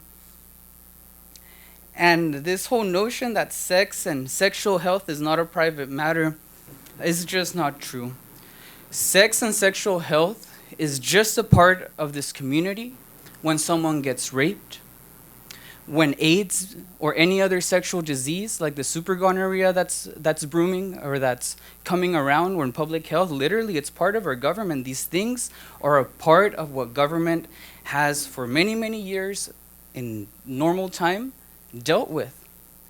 Prostitution is a topic of public knowledge, of laws, of health, and I just see it very sad that this country that I love so much, after 50 years of legalizing people like myself, is passing bills to pretty much make it illegal, kind of like a Jim Crow. And it's sad to see how history repeats itself. And I believe the best and the better of Brawley. I love the people on this city council, and I love all the people that are here. And I want to remind all the Christians that I am one too. And that when people tell me we shouldn't celebrate that because that's a minority right, when it was the ancient times of Rome's, of Judas, who was the minority then? Thank God someone stood up for the minority rights of Christians to now become the majority. Someone needs to stand for the minority rights all the time. That is the perfection in this country, that we said we're going to stand for everybody all of the time, even if we get there late. I love all of you, and I hope this moment brings better conversations and better policy. Muchas gracias a todos. Thank you. Please. Tyler Brandt, Brawley. Wanted to say I thank you for your guys' leadership, and one of the things I'd like to say is the town is looking much better with the problems with the homeless. And that of our community, and I know that you guys did a lot of great work in making that better. Still needs a lot more work, we well know. I think the drug and rehab stuff that's been talked about, maybe looking at other facilities such as Christian drug homes, a great way to get people off drugs. That being said, I'll leave it real short. Proverbs 11:14 says this: "Where there is no wise, intelligent guidance, the people fail and go off course like a ship without a helm. But in the abundance, wise and godly counselors, there is victory." And I just take that to heart. We really need to think about, where is this culture as a whole going? Just look around us. Look at this world. We're lacking leadership. We really are. Things are falling apart. We're such a different society than we were 3 years ago. We need to wake up. We need wise leadership. Thank you. Thank you.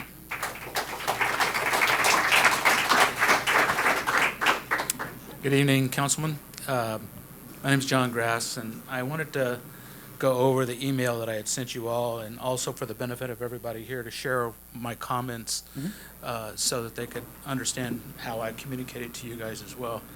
So in my email, I did say that I would like to begin by saying that I oppose this resolution for the following reasons. Title VII of the Civil Rights Act outlines protected classes of people that are covered under this act. Sexual orientation is one of those protected classes. This law accomplishes what Pride Month stands for. Any further effort to add to this existing protection is actually redundant and unnecessary. Policies and procedures here for the city of Brawley regarding employment, workplace practices, contracting are required to include non-discrimination language and assurances. A proclamation committing Brawley to the same protection is again redundant and unnecessary. Brawley is already committed to upholding policies and creating a culture of non-discrimination, and I want to say that Brawley's doing an excellent job creating that culture of non-discrimination. LGBTQ causes and events over the years have become routine. However, recently, with the rise of transgender issues and consequential conflicts, have divided communities and created bitterness on both sides of the debate. This has particularly crystallized over the issue of transgender children and health care. For this reason, the city of Brawley needs to avoid getting caught up in this social cultural dispute. I believe that the city should pursue proclamations that unify and strengthen the city. This proclamation will inflame and create disunity. I reject the notion that if you don't support LGBTQ causes that you are hateful, homophobic, or transphobic. We are in a time where people simply disagree and see this from very different perspectives. Disagreement can occur without incivility, discrimination, or hatred. I recommend that the city reinforce the values of the United States of America, where all people of all persuasions, ethnicities, beliefs, sexual orientations are valued, protected, and entitled to equal rights. We should not single out one group. Singling out cross-sectional groups only creates community silos of separation. We need to emphasize unity of all people. If any proclamation is made, it should be that Brawley stands together against all forms of discrimination among protected classes. Thank you. Thank you.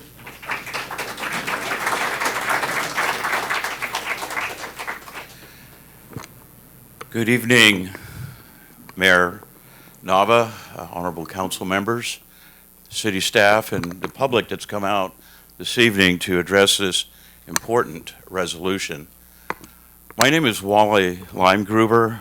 I live at 1725 Tolan Road in Hopeville. And my cause here for Brawley's issue is I married a Brawley girl close to 50 years ago. We now have grandchildren that we are helping out doing grandfather and grandmother duties, and that can take up your time. I would ask that this council oppose this resolution in its current permutation. And I'd like to state the reasons as to why. In 2008, Imperial County voted to uphold Proposition 8. The proposition was simply stated, do you support marriage between a man and a woman? That's all the proposition was all about. Overwhelmingly, 70% of Imperial County registered voters who turned out on that ballot measure upheld traditional marriage. It was not about discrimination against any protected class of people.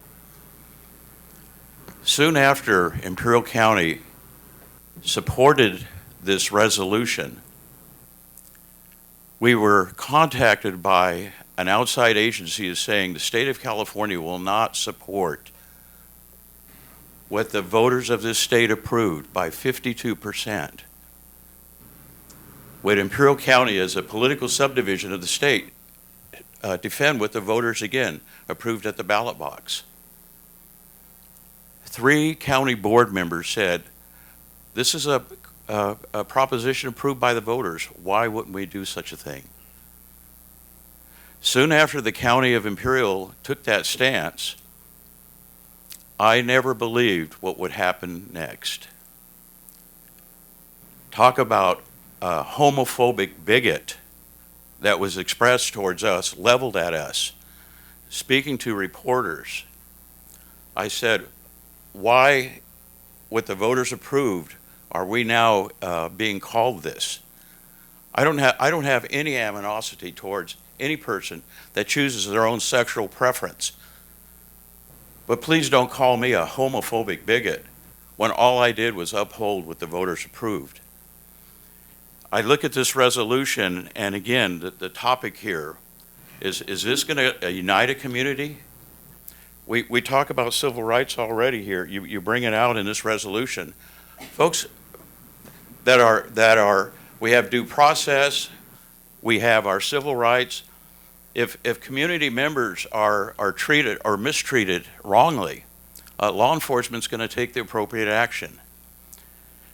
I thank you for this time to express this topic here before you, and ask that you give serious consideration in opposing this resolution. Thank you very much. Thank you.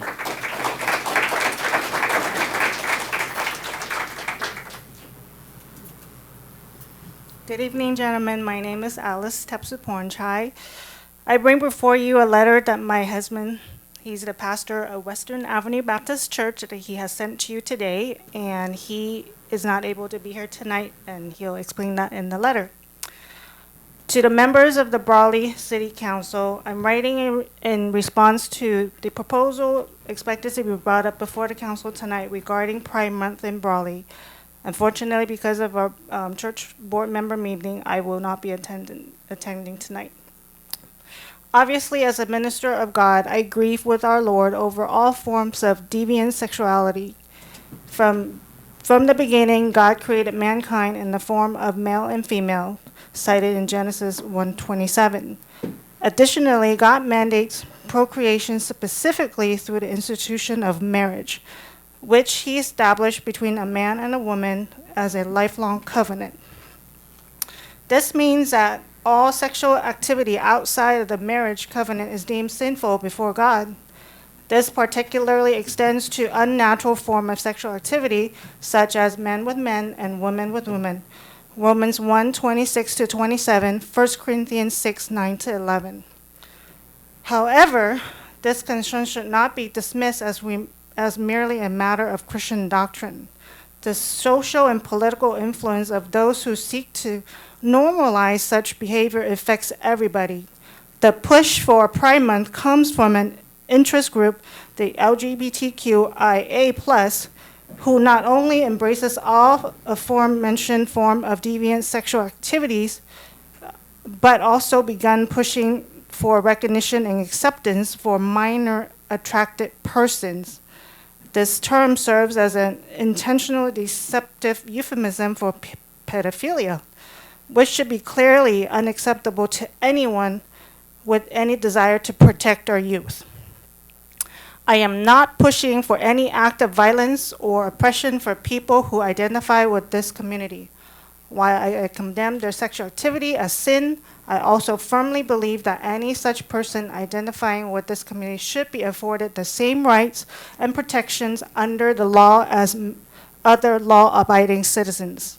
I'm also not seeking restricting their autonomy in making their own choices, which I deem sinful, so as long they respect the consciences of others and conduct themselves within legal bounds. However, this is a real issue. The recognition of Pride Month goes beyond the goal of civil equality. This is a month of recognition along with a special flag would be displayed prominently that no other people group receive today, nor should they. Consider this: why should anyone have to spend 30 days for Pride Month when we spend only 1 day honoring our veterans who have served and sacrificed for our country? As an Asian American, I do not see such effort being made for Asian American community, nor should we. Even our largely Hispanic community has also not pushed for an entire month of recognition. So I encourage each one of you to ask yourself, to what end is this push for Pride Month? We are already witnessing nationwide backlashes on major corporations that have sought to celebrate transgenderism, including the sale of children's clothes, schools increasingly teaching and encouraging transgenderism to children without parental consent. Major media lament someone convicted to violent murder, another simply because their gender was not affirmed as a youth. We are witnessing women's sport turn into a farce when men breaking records and regularly defeating the best female athletes. We have seen reports of sexual assaults,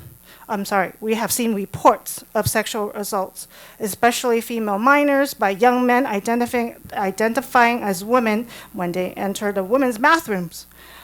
And most recently, we have seen a push to punish parents who do not openly embrace such beliefs, denying the virtue of free speech and the rights of parents to raise their children according to their own conscience. In closing, this push for Pride Month recognition is not only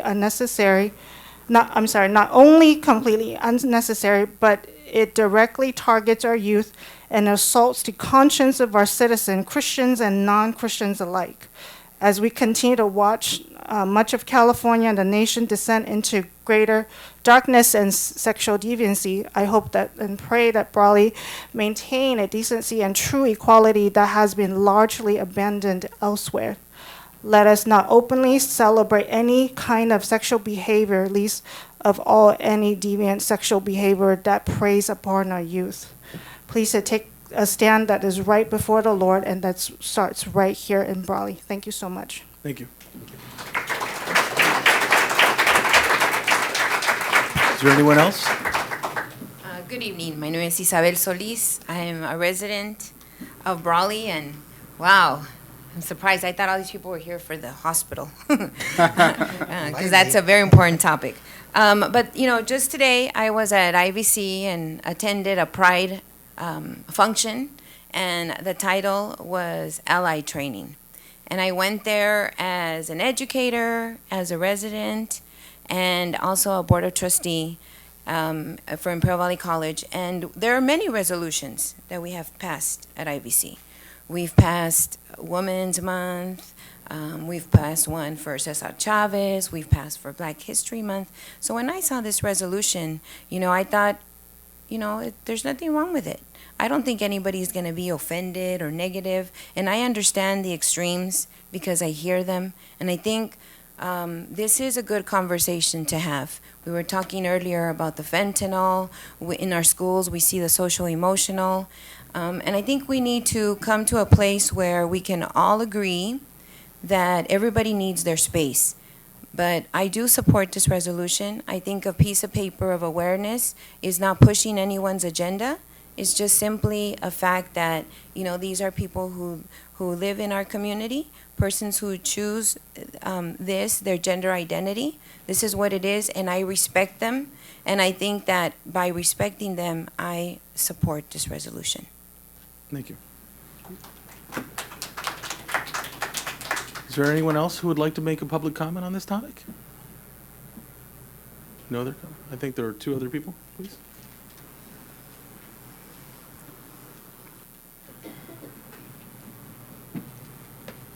You know, I support and defended the Constitution too, 1969. You know, and everybody thought that that was the right thing to do at the time. We lost 58,000 people. Mi tío lo mataron en Normandy. 1944, 18 años de edad, defending, you know, the Constitution. Then I come to find out that there's people all over the world that have different beliefs and different upbringing, but I've seen in my community over the last 60, 70 years a lot of deaths, a lot of stigma,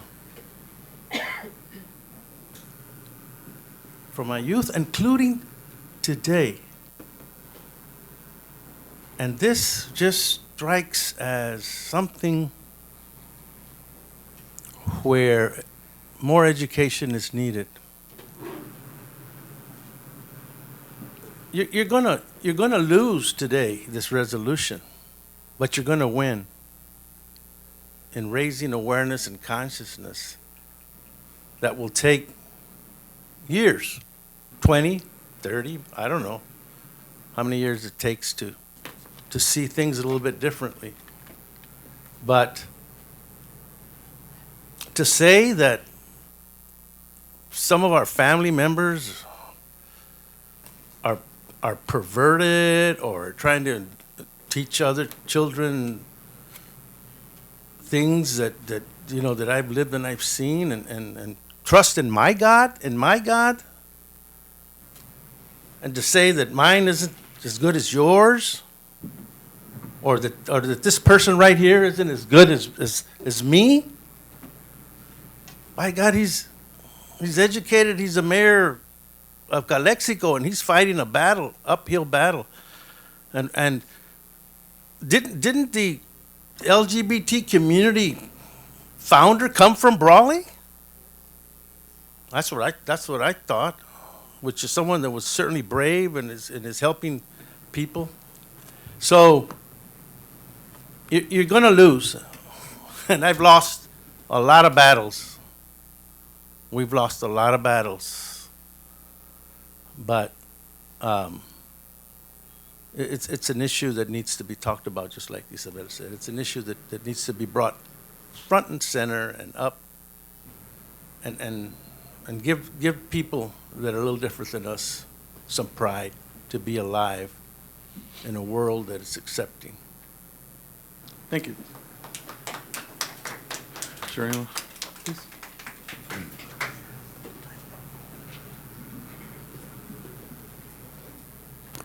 Good evening, council members, Mayor Nava. Again, Daniela Flores for the record. I'm here in support of this resolution, and thank you, Councilmember Rebollar, for bringing this up. I know it's in a city where certain values have taken a priority. I know it's not a popular, or we're finding that it's not a popular. It's not popularly in support. I do wonder how many residents knew about it, and kind of wish, I let others know, but that's besides the point. I'm here in support, as the executive organizer of Imperial Valley Equity and Justice Coalition. We got into this work because of these particular values that end up taking a priority in budgets and in decisions that are made throughout the whole county, and who gets prioritized in, decision-making that address disparities that we have in our community, health disparities, all kinds of disparities with, and I'll share a personal story. A few weeks ago, I lost a family member to AIDS. So even though, we consider ourselves an inclusive family with definitely members of the LGBTQ community in our family, myself included, it really is devastating to lose a family member because of the continuous stigma that persists here and all over our country. And really, these kinds of proclamations help save lives. It helps people be seen. It helps potentially my cousin, that it is okay to talk about reproductive health, that it is okay to get information about where to get tested for HIV, so that we don't, our members that do have HIV, are able to treat it and prevent it and not get it to be AIDS. And so it is a vehicle. It is not just a vehicle for the archive. It's a vehicle that can help save lives, just like naloxone.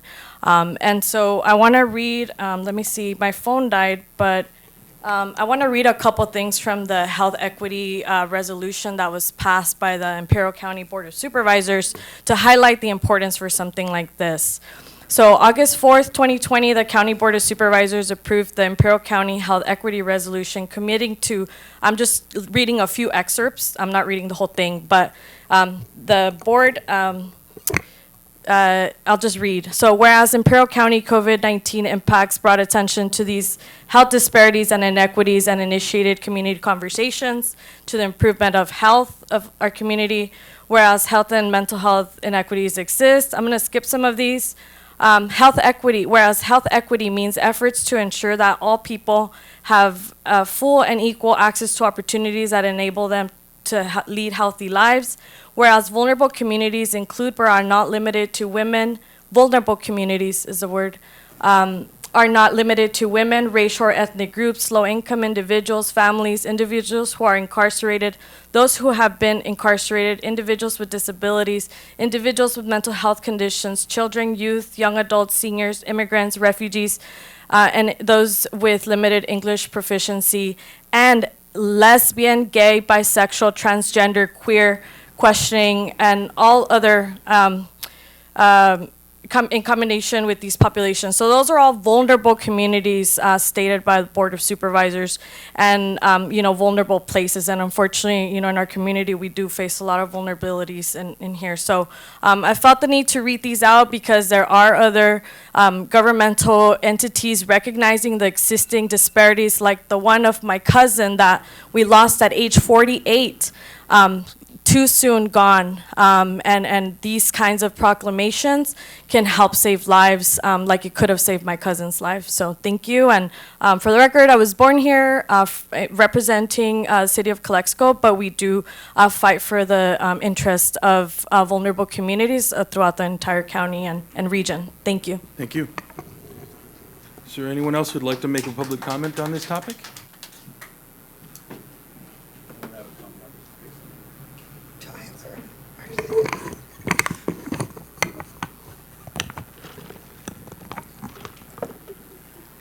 All right, so I originally came up here at the beginning of the meeting because I didn't want this to be lost, thanking the city of Brawley and Rachel and all those involved in the community activities. But now I want to say that I am a supporter of this community that we are speaking of. So I wanted to say, Mayor Ureña, I support your decision. So I wanted to shake your hand and first off tell you that. And I wanted to also say that I had a few conversations earlier with some individuals from this community as well. And I questioned whether or not I should come up here and voice my opinion. That's why I reached out. I reached out first of all to another fellow veteran which I served with and explained how I felt, and he said, nope, you are correct, there's nothing wrong, I know who you are, go ahead and speak your mind. I also spoke to a sibling who's part of this community who said, you can support and not be okay with the flag being up or this resolution. I don't see an issue with that.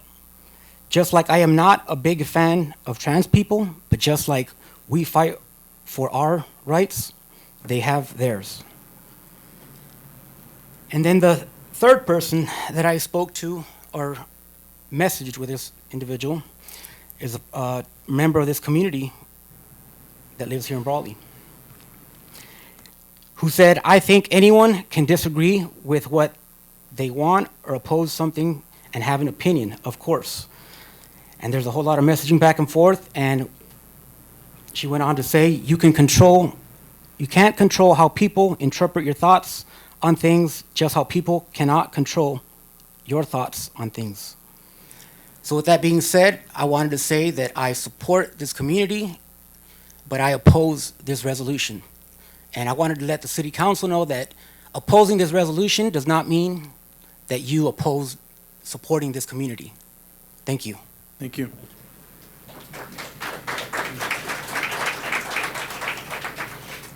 My name is Lauren Hutchinson. Born and raised here now for almost 37 years. So we've been here a while. My family is fifth generation, I believe, here in Brawley. I wanted to come up and just say, explain a little bit why I wanted you guys to oppose this resolution. I have a couple things. Pride Month is no longer what it was even 5 years ago, where it was about equality. It's now about raising a group of people above others. And I don't think that's right. Whether it's the LGBTQ community, whether it's a certain race or ethnicity, it doesn't matter what it is. Raising a group above the rest of everybody isn't okay. And this is what this is asking to do.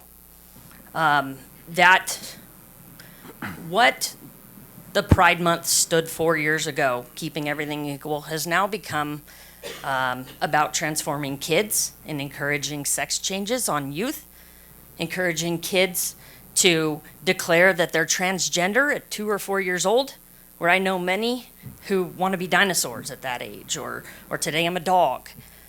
But then calling them a girl the rest of their life because they chose that at 2 or 4 or 5 or however many years old. It's become about mocking the Christian and Catholic faith, as you saw with the group that was at the Dodgers this last week. It's become about elevating themselves above others. And that's just not right. I encourage you guys to decline this resolution. Thank you. Thank you. Is there anyone else who would like to make a comment on this topic?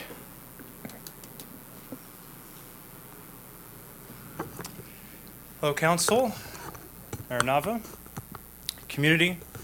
My name is Sean Arviso. I serve as pastor of Christ Community Church here in Brawley. Just want to make mention that this is not simply a social justice issue, and this is not even a moral issue. This is really an issue of authority. Who's in charge? Is man in charge, or is God in charge? And if God is in charge, then it's very clear to vote no.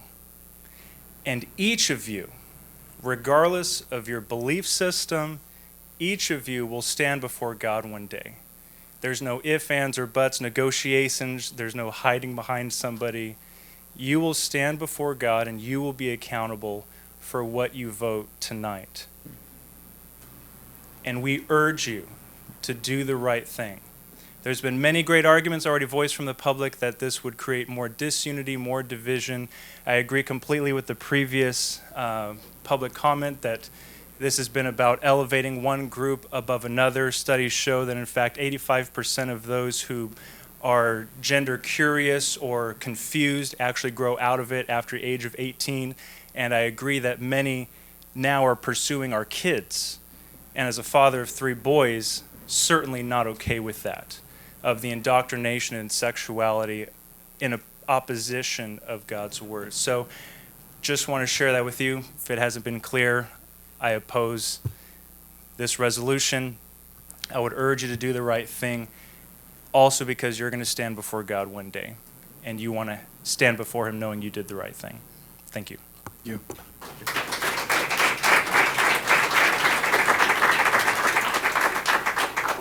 I think there needs to be a resolution that allows me to drink whiskey during these meetings like this. You know what I mean? That's what I think. Second that. Right? Yeah, no doubt. That I'm sure, right? No. Any other comments on this topic? Is there anyone else from the public who'd like to make a public comment on this topic?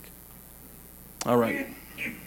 Well, I do want to thank the public, all of you, for expressing your viewpoints, your opinions. I know there are varying opinions on the matter. I know the subject within, I think any council, not just Brawley, is sometimes very divisional. And so I do want to thank you all very much for expressing your viewpoints, for sharing your thoughts and concerns and comments. With respect to the process, it was the council member Gil Reblar who presented this item for consideration. He did provide his commentary, and then we've gained public input just to see, and then, you know, Mayor Pro Tem Castro did express his viewpoint. I don't know if the rest of council would like to express any views. I'll just keep my comments very short after yours, but any other comments? I have no comment. No comment, okay. I just want to thank everyone for keeping it civil. This is a topic that's deeply personal, and it's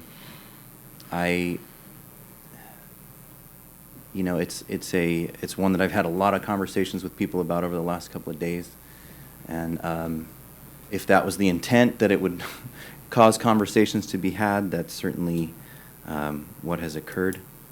So I am grateful to each one of you for showing up and voicing your opinions. That is your right, and I'm thankful to live in a country where that is our right to redress our grievances with our government. And so I'm happy to be on this team, on this council at this time, as difficult as it is. So thank you.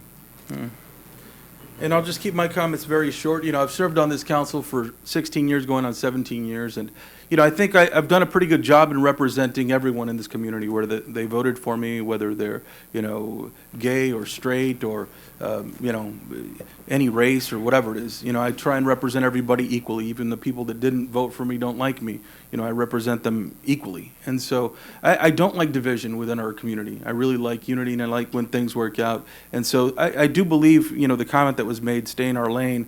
I do believe we have a wide lane, but I do believe we also need to stay within that lane. You know, and so there are things that we're responsible for, and that's making sure, you know, the community stays safe with our PD and our fire department. You just got to see the fire truck outside.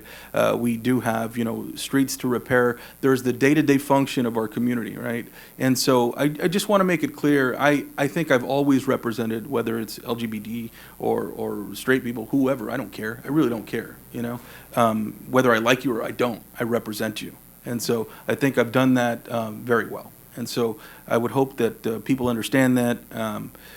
Again, you know, I don't like to divide, and I certainly don't like to bring items to council that I think are going to be controversial in the fact and divide us, because I think they can have lasting effects, right? And so anyway, those are my comments. I do appreciate everybody coming out here and voicing your concerns and your opinions. And so, you know, at this time I'll call for. You know, is there a motion to approve the item? You know, I didn't do this to win or lose, and for the sake of, I'll just be on my conscience as well as accountability for the public and for this council, I'll motion to approve. All right. There's a motion. Is there a second? I'll call for the second one last time. Is there a second to the motion? All right, well, the motion fails to receive a second, so it won't move forward. But I do want to thank everybody for your time and consideration. Thank you all very much. Thank you.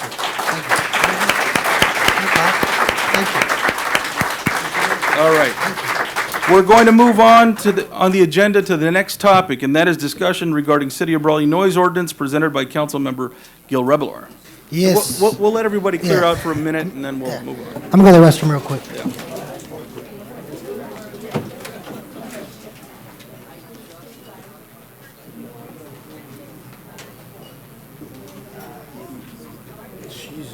It's already 8.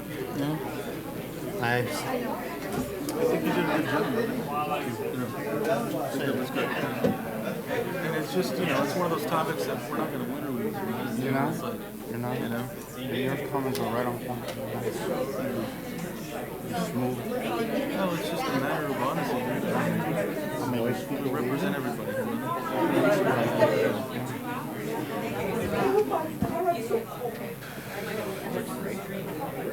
And it might upset people. It might. I know. We knew that was coming too. It was a lot. Well, I knew there'd be a lot of interaction, you know. So. Oh my goodness, that was a hot topic. Just cleared out the building. The most. Well, they're coming with respect to the noise now. The most important one. Because nobody It's knows. 7B. Look what's only been going on since fucking 7. Some water.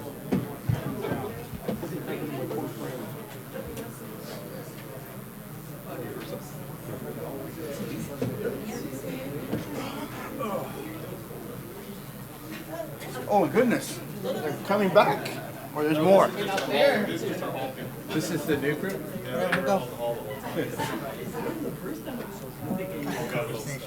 Right. Yeah, I'll bet. That's the tip. Was the AC not working? It was just so many people. Yeah.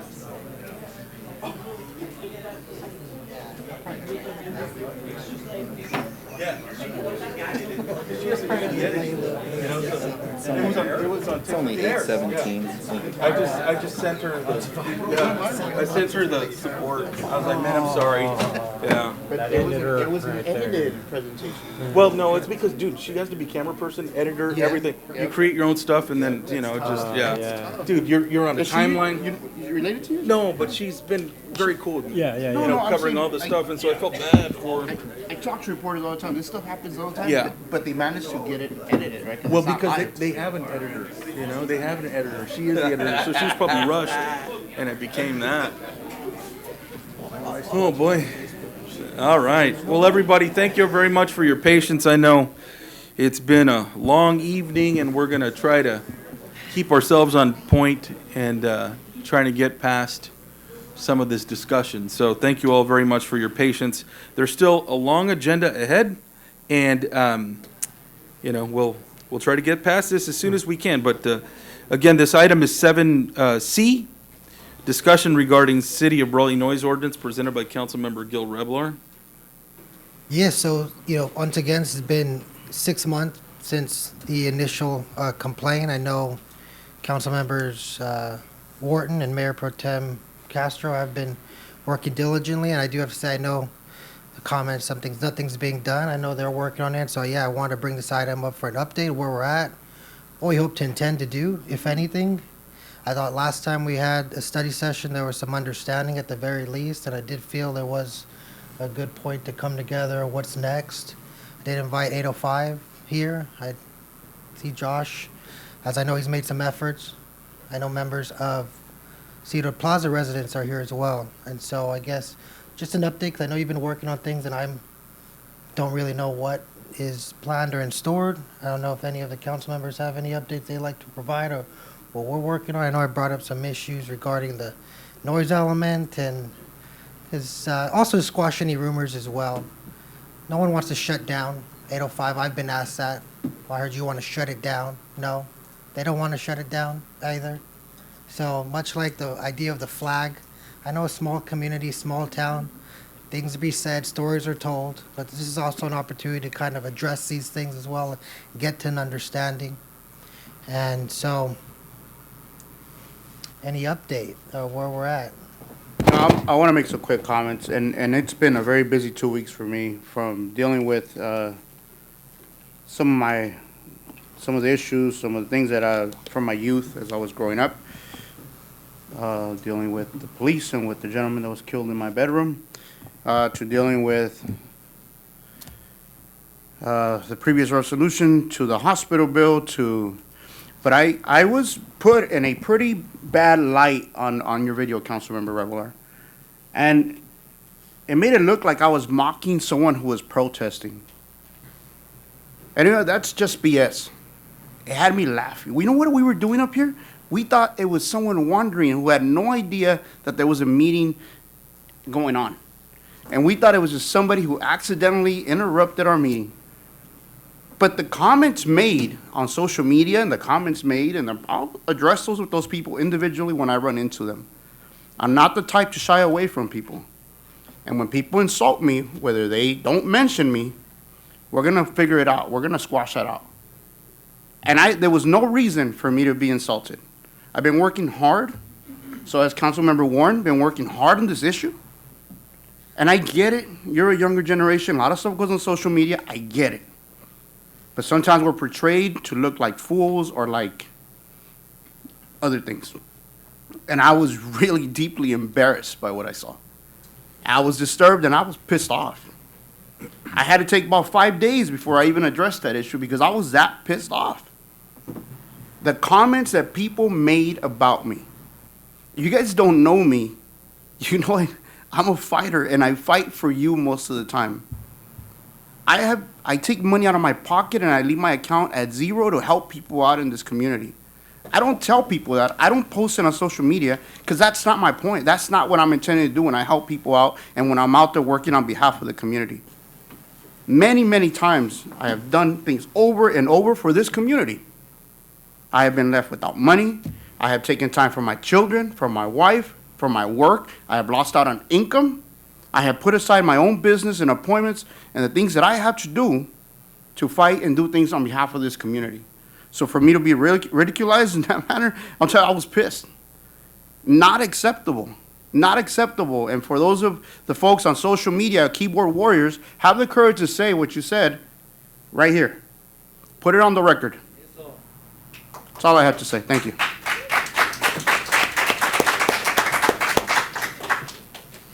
All right, so that's the update from Councilmember Castro. I can keep going if you'd like, No, Mr. no, Mayor. no, I Mr. Mayor, appreciate I the know we have a comments. long agenda. I do, Go let me do, and it's hard to follow that because I've showed, I'll just say this, as much constraint as I can for 6 months, and I will do my best to continue to.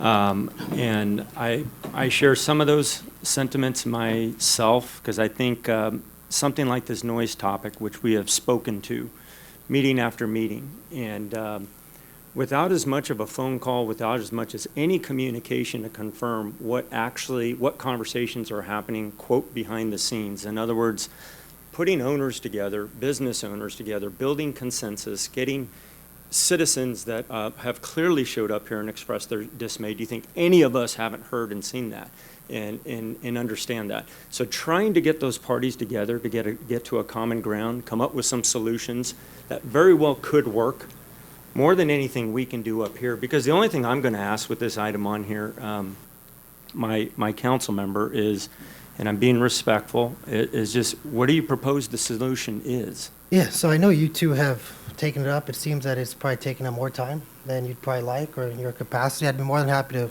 get with the 805 and take over and Cedar Plaza if you guys feel that's necessary. No, I don't want to intrude on you. So obviously, I think, as you stated previously, eventually we are going to have to touch that noise ordinance. Eventually, when it comes to zoning, when it comes to just setting things in place, whether it's decibel levels or time frames, as I said, we may have some miscommunication and misinterpretation of that general plan, but I thought it said right there. At the very least, I just don't want residents to feel that they're not being acknowledged. I do feel and they might feel like that, and that might not be necessarily true, but I do feel when residents do feel as not being heard, are most vulnerable, I think it needs to be addressed. I think, and that needs to be confronted, like I said, whether it's telling them we've done all we could, too bad, or saying there's more that we can have in place. At the very least, when residents, like I said, and Mayor Pro Tem, I get you. I heard a lot of things about me today on this on the item before. So I didn't. But he Nobody brought didn't that post started it. up. You posted that. And it's, you know, it's to bring attention. As like I said, it's to bring attention. To bring attention, hold us accountable. We did commit to a workshop. I thought we agreed to a workshop. To do what? To change the ordinance? So that's what I want you to say on public record. What ordinance would you propose? As you said, I think the noise ordinance does need to be revised. If it wants to be set in... Revised to what? Give us an example. Like I said, if you look at different cities, from San Diego to LA to even El Centro, certain areas, certain zones have decibel levels, have time frames. San Diego County downtown is going through the same thing. There was just an article 3 days ago, and they're trying to work with business and residents to find a solution. At the very least, they have a template on what decibel levels. Right now, I get it. The residents moved there a few years ago. It was quiet. Things have changed. But at the very least, have some sort of decibel level and time frame. If we want it to go up to 70 decibels till 10, 11, 12 o'clock, we have that jurisdiction at least be in writing. So at least when people move into downtown, they have the expectation, anticipation that is going to be noisy. I'm not saying we should have decibel levels at 20, 30. I'm saying we set those, but at the very least, guidelines need to be in place to ensure rules are followed, because I think right now also... But they are following the rules, and that's the thing. I think we put our PD, especially at night, in a tough position when people are complaining and there's literally nothing they can do. According to the noise ordinance, they could play till 2, 3, 4, 5, as loud as they want. There's nothing in the ordinance saying what kind of levels, what time frame. Not that they are. I've been down there myself. I've been down to Cedar Plaza outside, late at night. Some days, not even noticeable. I'll be honest. There's been times, though, it has. I've got it downloaded a decibel reader on my phone, and it registered. It didn't register nothing close to 80, but it was between 60 and 70 and 130. I'll say this, when I walked out of the PD the other day, a few weeks back during my ride-along, I could hear it from the police department. I won't say what the officer said, but what he told me, I felt like it is our, I guess, unwillingness to put something in place. It's putting everyone in it's pitting residents against businesses, businesses against us, frustration. I said, if you I'll want to just say this one more time. I have Why the is floor. I have putting the the floor. parties I have the together? floor. I have the floor. Why are putting the parties together? I have the floor. Mr. Mayor. If, I actually completely lost my train of thought. But at the very least, what are we doing? If the council wants to say, you know what, drop it, Gil, and a year from now we'll revisit it, and then that's fine. Let's let them know where we stand, what we plan on doing. But at the very least, I'm in the dark. I don't know what's going on. Residents are in the dark. Businesses are in the dark. Things are saying shut down, blah, blah, you know. Where do we stand? Do we want to continue working on it? Do you want to continue working on it? If you want to let me, I'll work with them. I'll get with Josh. I'll get with Liz. I'll get with Tony. I'll get with Ms. Goss. I think you're not hearing what they're saying, though, is that they are having those conversations. Okay, then. And I think, quite frankly, and I'll be honest with you, you don't engage yourself with this council. But what you do is you create some division within us. And so what you've done with posting videos of, Mayor Pro Tem Castro, myself, or whoever it is, when quite honestly, we weren't aware of what was transpiring outside.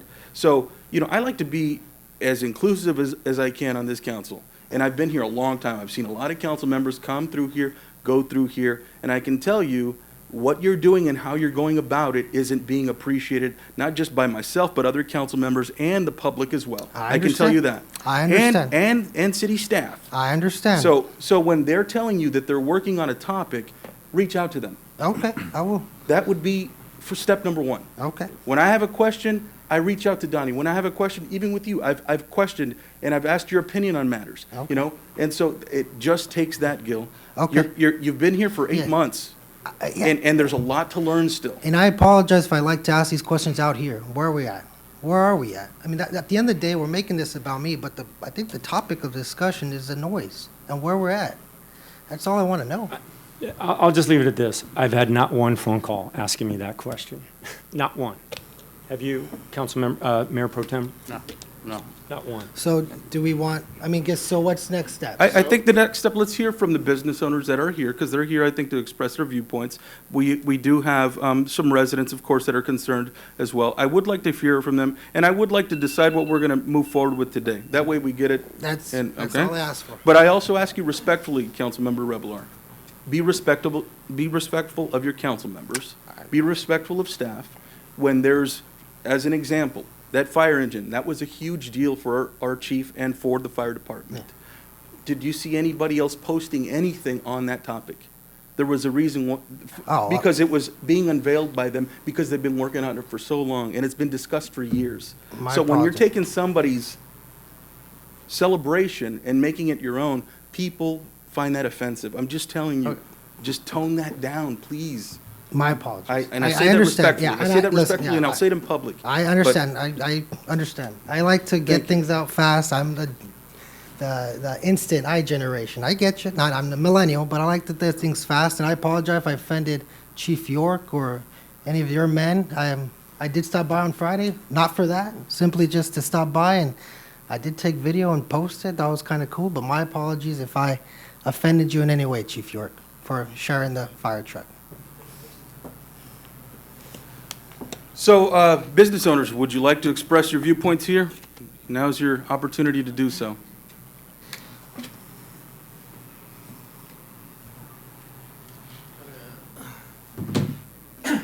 Frog. Do you need some water? Got some? Yeah, we can get you. We'll get him a bottle. Get him a bottle. No, it's nerve-wracking coming up. I understand. All right. I have my bullet points here. All right. So when this whole petition started, January? I came to those first couple meetings. Hey, sir, can you pull down your mic so we can hear? Right there? There you go, yeah. Test. Yeah.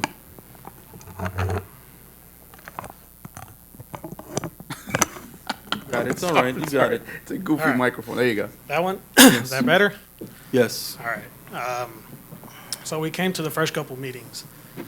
So how you brought up the decibel reading. So we did test it. It was at 84 inside spot 805. There was one point I did walk over there, it did read 80. That's when I said, okay, let's bring it down. we brought it down to 70, 74.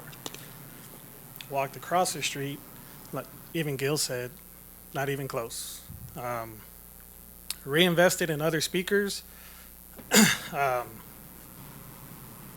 Spent more than thousands of dollars than I should have.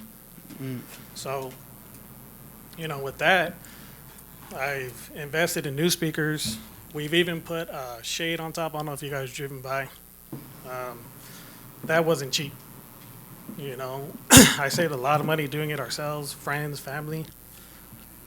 And coming to that second meeting, I forget her name, the resident of Ciudad Plaza. We personally give her our phone number to tell her if there's any other issues, please let us know. I have not received not one phone call. So I assumed everything was good. Me and Gil are the same age. I think I was born before my time. You can ask my wife. I'm never on social media. I'm too busy putting in 18, 20-hour days trying to get Spot 805 going and expand Breakout Fitness, 18, 20-hour days. It gets tiring. So when I got that phone call 2 weeks ago, I want to know what I was doing wrong, because I feel I'm investing a lot of money to try and tone it down, And when I say that, we bought new speakers, bought a new mixer to where we can actually see where the decibel's at on the mixer. Now, after 10 o'clock, we drop it by 30, 40%. I can't control when people get on the mic and, hey, that gets loud. I know it hurts my ears right there sometimes, so then we go turn it down more. It's a learning process. We're only, 8 months in, right? So, a little shaky. I'm just upset that giving my phone number, no one's reached out, I feel like it's a one-way street working, so I would like help. I invite everyone from Ciudad Plaza, come check it out.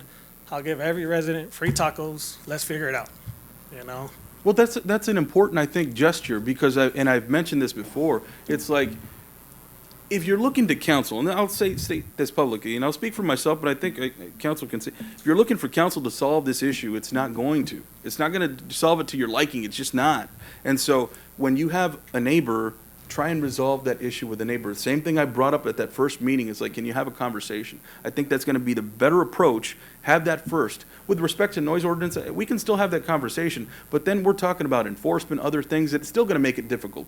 Yeah. If it's difficult now, it's still going to make it difficult for officers, and it's just going to put them maybe even in a worse predicament.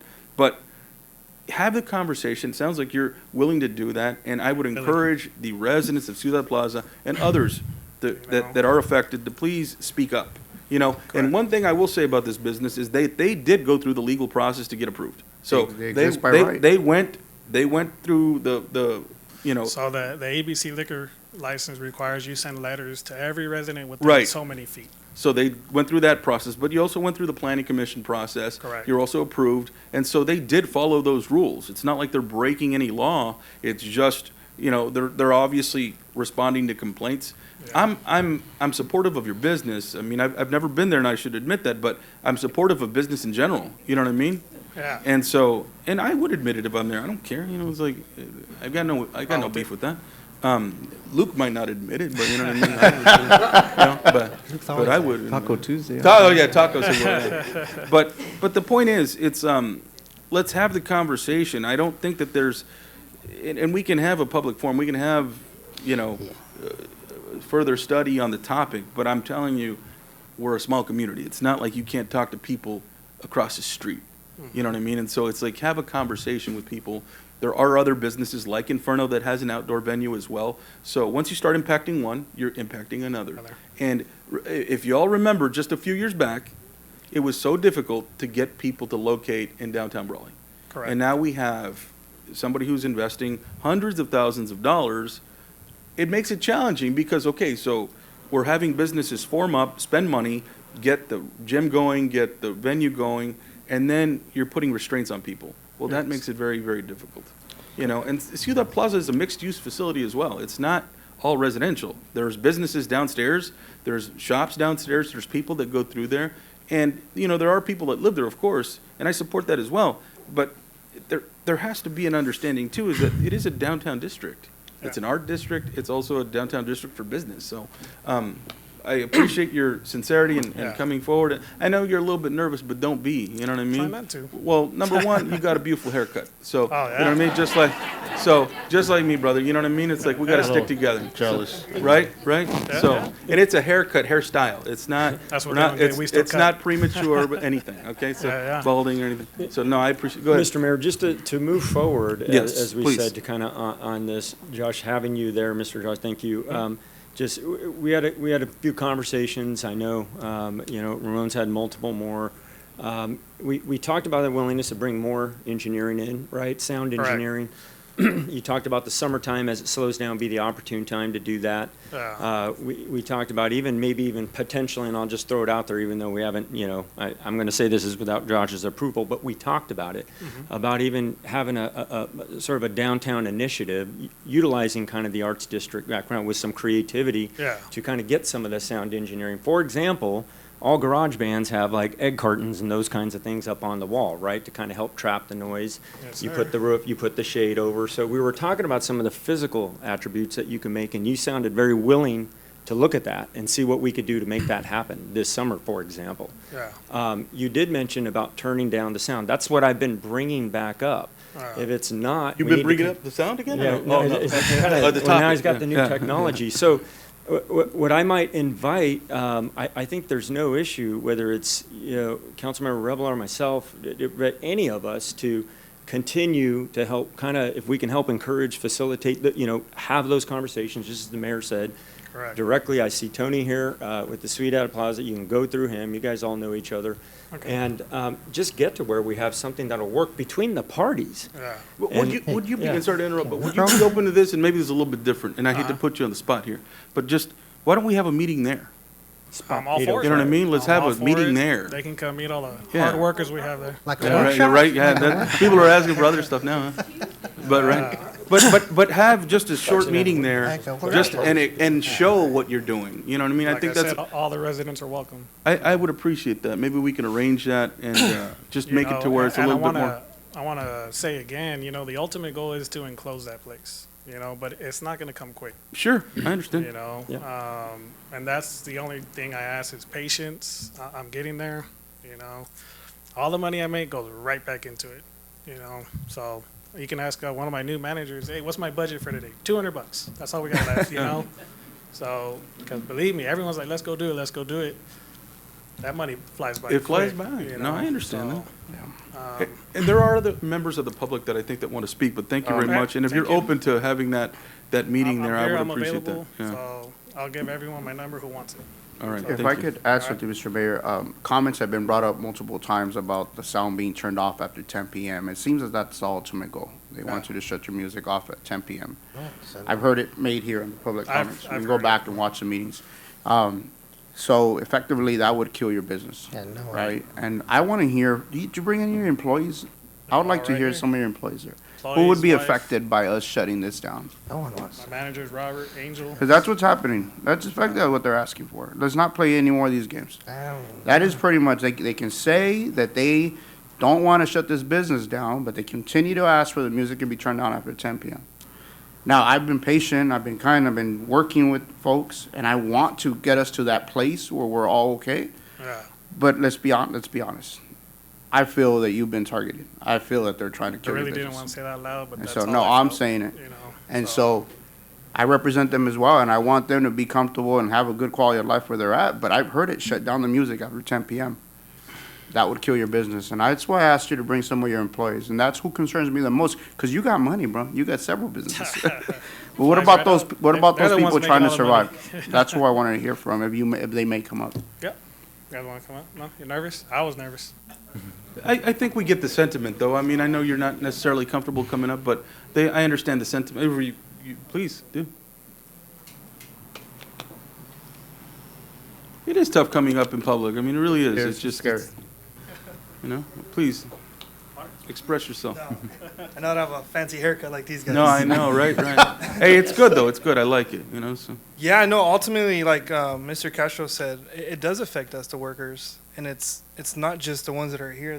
There's obviously some that are not here. After 10 p.m., It's a restaurant slash bar area, whatever you want to call it. After 10 p.m., I'm pretty sure all you guys know. You guys were young at one point, right? Hey, what do you mean we're not? Hey, shut off his mic right now, this guy. Huh? Sorry, apologize. Right, turn down the volume, huh? On that. You guys On are that, huh? You guys are. You guys are. But you know, we like to go out and have a good time. A couple drinks. Just the drinks alone, they happen after 10, 10:30, whatever you want to call it. So yes, obviously, shutting down 10, 11, whatever you want to call it, it does affect a lot of us. And that's something Josh has brought to downtown is employment. And I'm very grateful for that. My haircut's young. Thank you. And your haircut's nice. Yeah, Yeah. thank you. Got you. Thank you. I appreciate You're back it. in my good graces. All right. So, no, thank you very much. And thank you. Is there anyone else who'd like to make a comment on this topic? Sir. Yeah, please. So, good evening, council. My name is Tony Machado. I am a resident of Brawley First, and my job happens to be a property manager for the Ciudad Plaza. Love that building. So we keep having this discussion about the spot 805. Josh, I've never met you. Pleasure to meet you, sir. I'd shake your hand if you were closer, but I'd probably fall walking out there. So the discussion, we need to quit this discussion where we're pitting two businesses against each other. That's not the discussion. The discussion is noise. The national standard, we're not reinventing the wheel. It's a standard, it's across many, many cities across this nation. As a matter of fact, I provided a URL previously how to access other cities, and an example was El Centro, Calexico, San Diego, Chino. And the standard is very simple. It's nothing that needs to be reinvented. Noise pollution is noise pollution. Now, if you're someone that's at home sleeping, trying to get rest to go to work the next day, or even if you're a senior, children, it doesn't matter your age bracket or who you are or what your social economic is, we have the right to quiet enjoyment. That is property owners, citizenry. We have the right to live our lives in quiet enjoyment. Clearly, one evening we were here, Josh said that he stood in the Ciudad Plaza's parking lot and he had a cell phone and used a device application and said, hey, that he registered it at 78 decibels. And so to give you an idea what 78 decibels would be, is if there was a vacuum right here next to me, and I would find it very difficult to fall asleep that way, okay? So the reasonable expectation is that I would be able to go to sleep to be a productive citizen of our municipality, all right? I want to change the dialogue where we're not being two business owners are trying to figure this out and trying to work out a negotiation where one day we have music at a certain hour, one day we don't have that music as loud. It is not unreasonable to ask that at 10 p.m., when most people go to sleep, right, that there is some sort of level. Does it need to be 50, 55, like what other cities have adopted? I'll ask the council to decide that. But the standard's already been hashed over what is noise pollution. Sorry for being a little nervous. I ask that you think about this, how it affects the citizenry, not just the Ciudad Plaza. There are a lot of people that I meet in the grocery store that remind me, hey, we live in the neighborhood. Or they'll say, hey, there's a noise generator, there's another establishment, and I don't want to throw them into the mix, but they play loud music also, and nobody complains about them. This is not targeted at a specific business. It's just the music that deflects from that business goes west. The stuff that's coming from Josh's business is coming east, and we are in a direct path. It affects us every day. I've seen the videos on social media, and I have to bite my tongue and not comment because I don't want to inflame the situation. I always want to be part of the solution. But we really need to, I need you guys, because we elected you to be managers of our city, to adopt standards that are amicable for all citizenry. Now, I'm a simple man, and so the simplest way to explain this, the noise level, is if I was to pull into your driveway, George, Mr. Mayor, and if you have a driveway, I don't know. If I was to turn my stereo up to 80 decibels, you wouldn't stand for that very long. You would make a call to the PD, and then they would come out and ask me to turn it down. The citizens or the tenants that live in the Sea Lot are only asking for the same concessions, that there be some sort of level, okay? If I was at Donnie's house, or Gil's, or even Luke's, or even... Mine's probably louder than that building. So Yeah, I hear you turn up the music. I do. All right. But I have a question for you. I'm actually kidding. kidding. No, I do. They called the police on me several times. And I turn it down. But Common theme with you, it's... yeah. I have a question for you, though. Have you taken any actions in your building to retrofit it, the building envelope, to So help? so there you go. It's a real question. It's not pointing a finger. You make some, you're valid. It's valid. I think so. That's a I valid mean, it question. applies to And new I'll say, yeah, construction. But what because- about, I mean, I know yeah. you're grandfathered in, but you do have residents and an elderly much recently, right? All right, so- It's a real question, and I'm not trying to put any blame on you, but it's a real question and a real concern, I think. All right. So I do know that the building was built in 1912, and it's an older building. Yeah. But construction practices are the same. Sure, we change the materials. Any contractor knows that when we build a building, there's the outer shell of the building. It could be a stucco material, wood laminate, or any other, or multiple items, okay? And the interior wall is usually 5/8 drywall. It could be doubled, and in most cases, our drywall is that. And there's insulation barrier, all right? Those are normal, standard construction practices. To ask us to soundproof our building, in the sense, I'm not asking you it's not a I asked recording what studio. actions have you taken at this point? So our building is built to national standards and construction codes, if that's what you Okay. want to know. Yeah, no, that's a very Our fair window are double pane glass, vinyl windows that limit sound. But that's not what's causing the problem. It's an open air forum. It's simple. And the reason it's that the 805 jumps in front of us, and I'm sorry that it's spot 805, that it's because it was a noise generator that triggered the conversation. If this building was the building across the street where the T-shirt factory, T-shirt Plus, is an enclosed building, we would not even be having this discussion. You walk through a door, you go into the establishment, you enjoy yourself. It's a secured, and the noise is not going to permeate out the walls, okay? I don't want to keep lathering on here. I was at home watching it televised because I wasn't feeling well to be here. But the discussion went again where you're pitting two businesses against each other. We need to stop that. Well, I think that is a valid conversation. I mean, regardless if you think that that's not the case, the conversation's always been with Spot 805. It's never said Inferno is doing this, or it's been Spot 805 is loud. How do we mitigate that? So that, I mean, it's a valid point. I understand when Miss Carol, when she first approached the council, that was the trigger. That she couldn't sleep because the new business in town was the noise generator. But I don't think anything has ever been mentioned about any other business.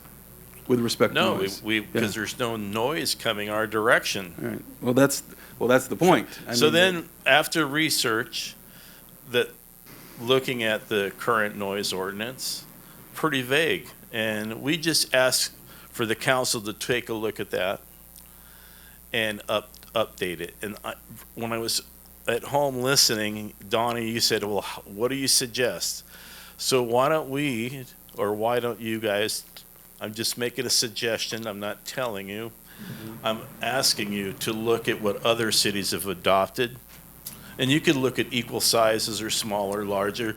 Look what they've said is allowable levels in a civic area, in a residential area, in an industrial area, in a apartment civic downtown area, even Coachella, which I thought, hey, that's the noise capital of the world where they have all those concerts. Do you guys have any idea what the sound decibel rating is during the day? Anybody want to take a guess? 65? 55. Mm-hmm. 55. I'm not asking it to be 55, and I'm not asking Josh to shut his business down. I am pro-business. I believe that Brawley needs revenue. We have so many services that we need to improve. Our police, our fire. We just got a new fire truck. God bless America, right? All right. I do want to thank everybody for listening. I will ask that I'm available. You can contact me directly. My email address is ciudadplazallc@gmail.com.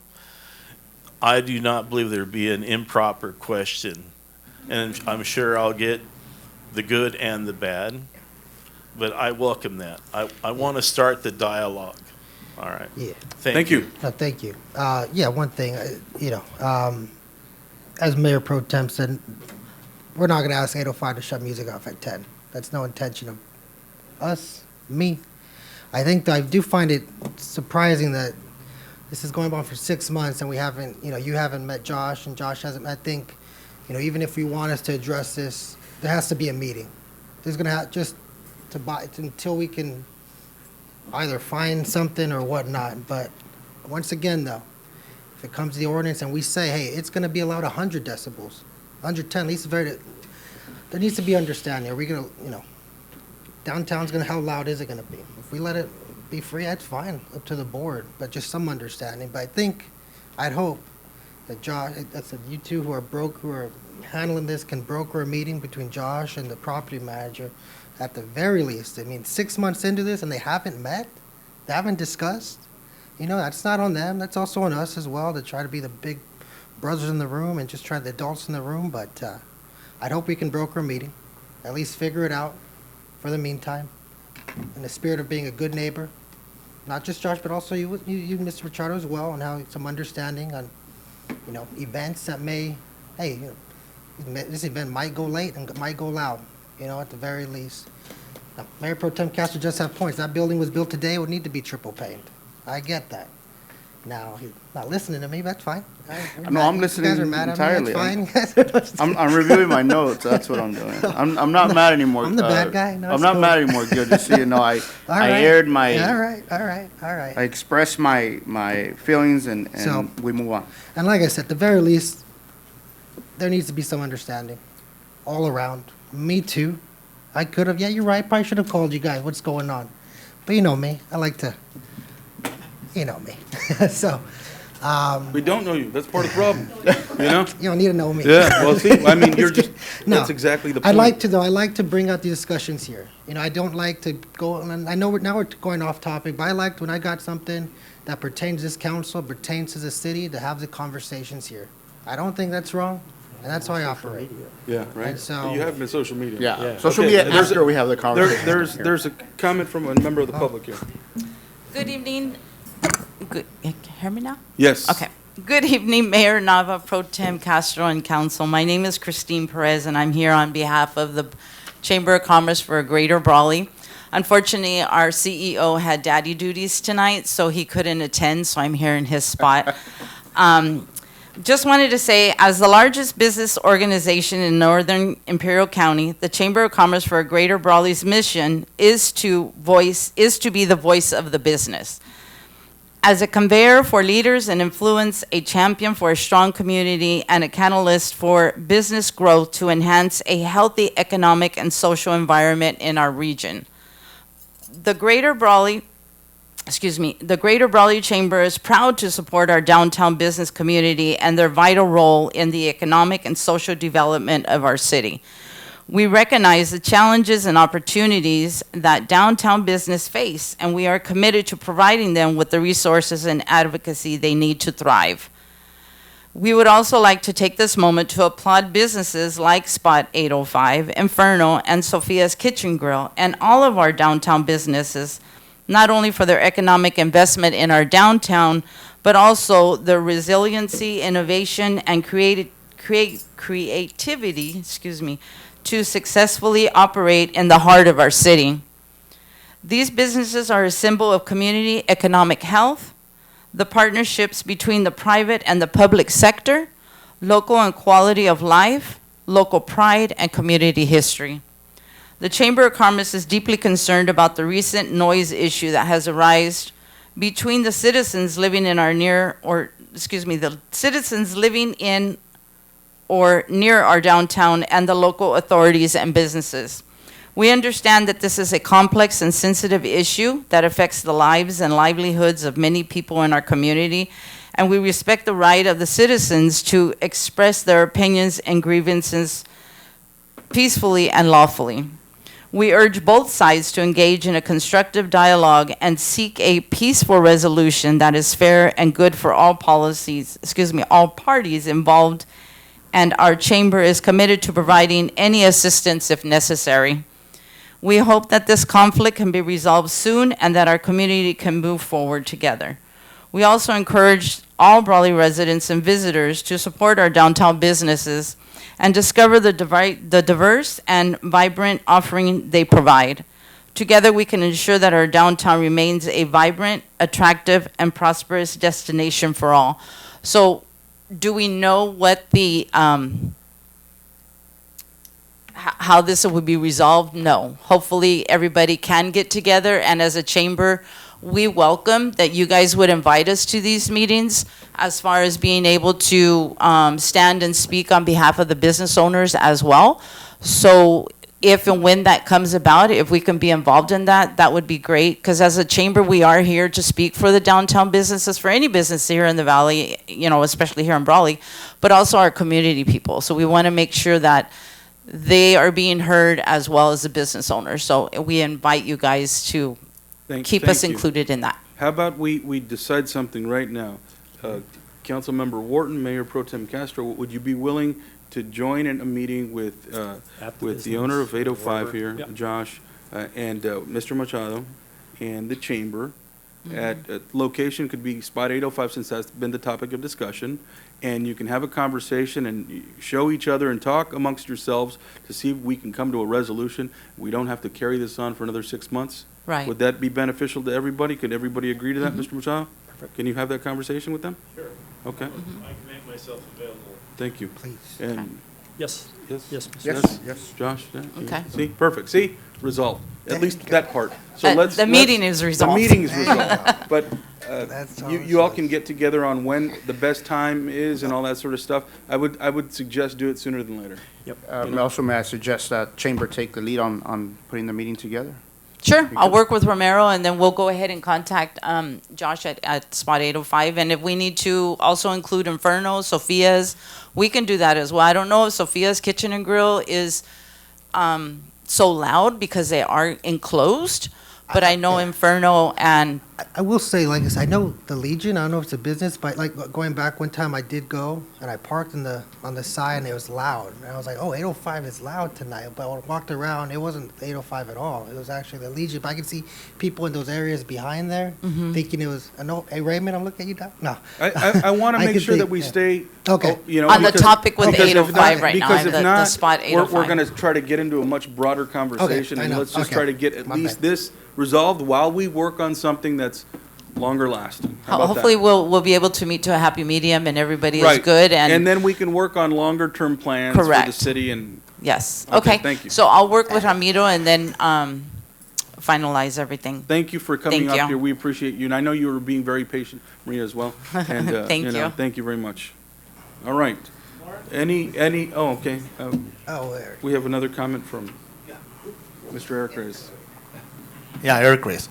So I've had this issue not as a business owner, but as a businessman, promoter, dances in open air areas, packing sheds, then obviously in my house, where the cops have been to my house frequently before where I move now.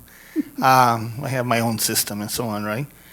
This is something that I have asked the city for 25 years, almost 30. Well, I would say 30 years, because there was no set protocol. So I asked the PD here that's here today. Before they would tell me, well, we might have to shut you down. We got the calls, and they would come and they would advise us. So we'd bring it down, right? Different areas, different businesses, different parking lots, different packing sheds as well. And they said, the protocol is I have to advise you now, and if they go down and sign the complaint at the PD, we will have to shut you down. I said, okay, fair enough. But I knew the process. Have they been explained that process also? And I'm talking about the residents of Ciudad Plaza and the business owners. I think they should know the process also. Is that still protocol here? So I'm asking. Where's the chief? Where's the chief? Because there is no decibel reading ordinance. That was the problem. It was subjective. That's why I would argue with them, and I would lower it. But I'm just saying, is that a protocol still? Yeah, it's a protocol. That's exactly what we do for residential area. The problem is here, we're talking about downtown business. This rule does not apply to this business, and that's the problem here. If that was the case, we would have enforced this in the manner that you're speaking, but unfortunately, we cannot do that due to being a business. And they did all the process. I remember when 805 did all the process. They were very supportive of what they were going to do. They were attentive of everything that was requested. Unfortunately, a noise study was not asked because we didn't think that this was going to be the problem. Knowing that now in retrospect, I know that any future business, we're going to do that. So go back to your original question. Unfortunately, this law that we have in place does not apply to this business. I hope that answers your question. More or less. So there is no protocol whatsoever for a business as compared to a house. I'm saying because I don't do it at a house. I've been called at other areas as well, businesses as well, and they said that was the protocol at the time. So I actually wish that was the process, because you do not have a decibel reader ordinance, unfortunately. And that's what the initial meeting is, to get at least past the issue right now. Right. And then have a longer conversation about doing exactly what you're talking about, and that is having something more standardized to where it's applied, equally and everything else. Right, that's a suggestion, and where I'm going at, because if they had that, they would have come together much sooner. Right. Right. And we could have had this result much sooner. I frequent 805 when I have the opportunity, and there are times it's just too damn loud, and there are times that it's fine. But as a downtown business that we all wanted to prosper, it also has to be socially responsible at times. There are times they should just, lower it quite. And I know we used to run, like I said, promoter and ran businesses, bars, and so on. Yeah, you make the bulk of your money the last few hours when people are inebriated. But that's not a reason to make the music that loud. By that time, they're not even listening to the music. But I think the sooner you get that protocol together, instead of just meeting them, start working on that protocol, and they can come forward and they can, I'll tell you what, once it hits him in the pocket, like I know, it's happened to me, right? Once he hits you in the pocket, you make those changes. And it's a compromise. You're not going to shut them down. You're not going to make it where you can't still enjoy the night. You can have quiet hours, you know what I mean, to where it's lowered and then people still enjoy themselves. And that would build a positive vibe for everyone involved. Thank you. And I'm going to say, our councilman also had that issue, and he was even tasered, right? You got tasered? No? No, you really do have some stories to tell, don't you? Goodness gracious. I stand my ground, I stand my ground. Sonia Castañeda. And I just wanted to ask, is that a residential zone? Because I remember back in the day, that used to be a bar at the bottom. That used to be Dunluck. Right. Wasn't it Dunluck? Yeah, it's a commercial zone. Yeah. Isn't that all Yeah. commercial still? Still mixed. It's mixed use. So there is commercial and there is residential living. So it's a mixed use arrangement. So it makes it a little bit different, right? It makes it a little bit different, but it is mixed use. Okay, so, but wouldn't it be the property owner's duty to, since there's commercial there, to have the double pane window, well, the triple or quadruple pane windows for the residents? I think, I mean, that's a question for, with respect to building standards. I'm not exactly sure if we can No, provide no, that. but Yeah. I'm Yeah. saying, you don't know. Right. If it was a new building and it was constructed, likely yes. That would be the answer. The problem is But- you can't really go back to somebody's building that's already built and say you have to retrofit it. If Okay, you but build you can- something new, then But there's- you can go to a business that already tried to comply with it and have them tone it down still? No, I think what. I mean, I understand where you're coming from. Yeah. But it's more of an issue of, you know, people perceive noise, music differently, right? And so they keep referring to noise. I think it's just loud music, whatever. I mean, I view it differently, right? But what the city does not have is a standard of how loud it can be. I think loud is probably a better word than any of these, right? And so that's what we're trying to get to. Like, ultimately, that's the goal.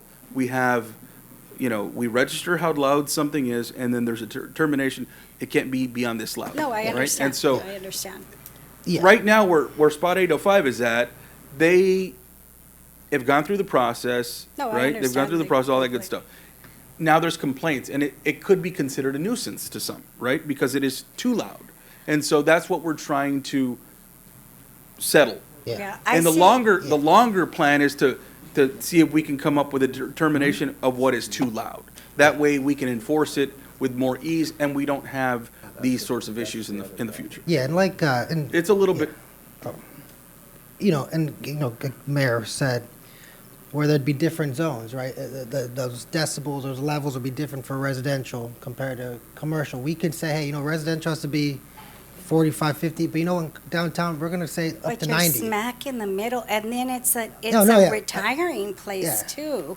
Yeah, you so we know? can say though, like, downtown can be up to this, 90. We can say it's gonna be loud. It could be up to Yeah. 100.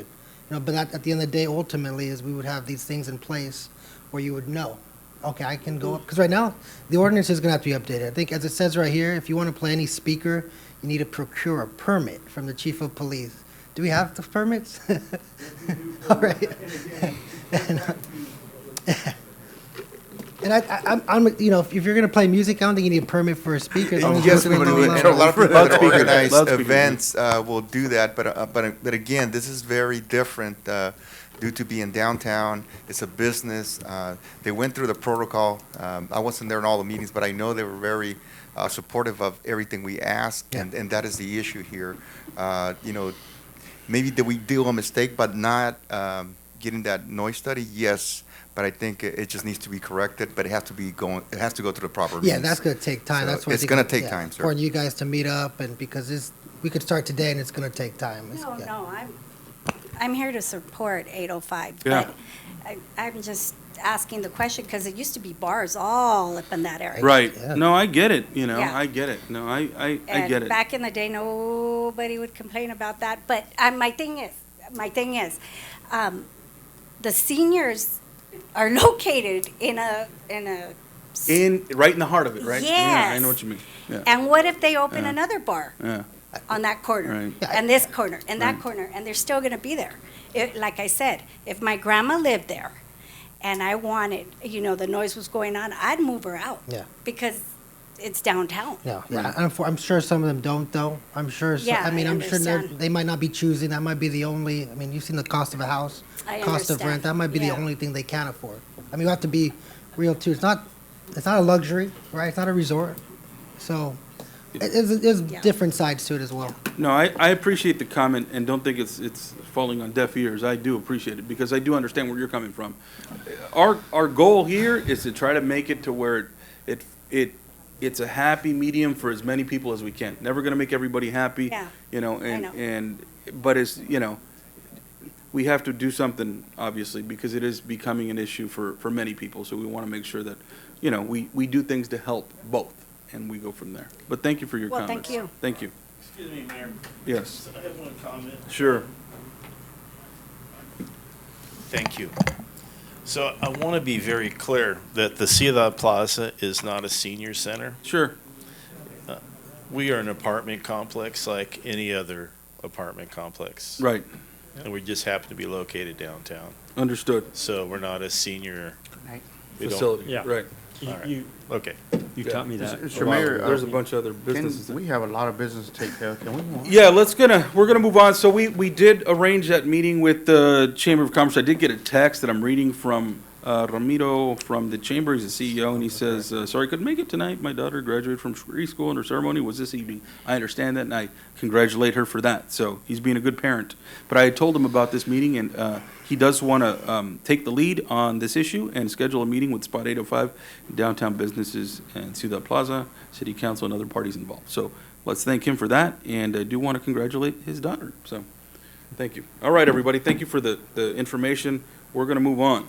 So we have a lot to discuss still. I do want to ask staff, there's a lot of items that are just for approval, and we'll move through those. We do have other items that we need to get through. And let's get to the hospital one, because I know that that's another item. Discussion, potential action to approve Assemblymember Eduardo Garcia's request for letter of support, AB 918, Imperial Valley Healthcare District, presented by Tyler Salcido. Let's get through this, and I know there's some concerns on it from various members of the public and board members from Pioneers, so I just want to make sure that we address them. Let's get through them, and let's move on. Thank you, Mayor. Guillermo Hernandez, Field Representative for Assemblymember Garcia, will be speaking to this issue, or, letter of support issue. Yes, sir. Thank you, Tyler.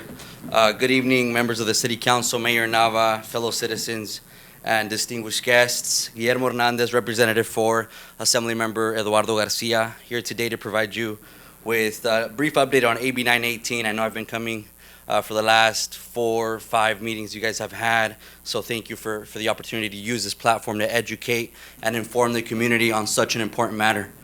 I would like to express my gratitude for the opportunity to continue to address this council and share the progress and significance of this bill. I want to emphasize the importance of your vote and the support we hope to gain from the city of Brawley.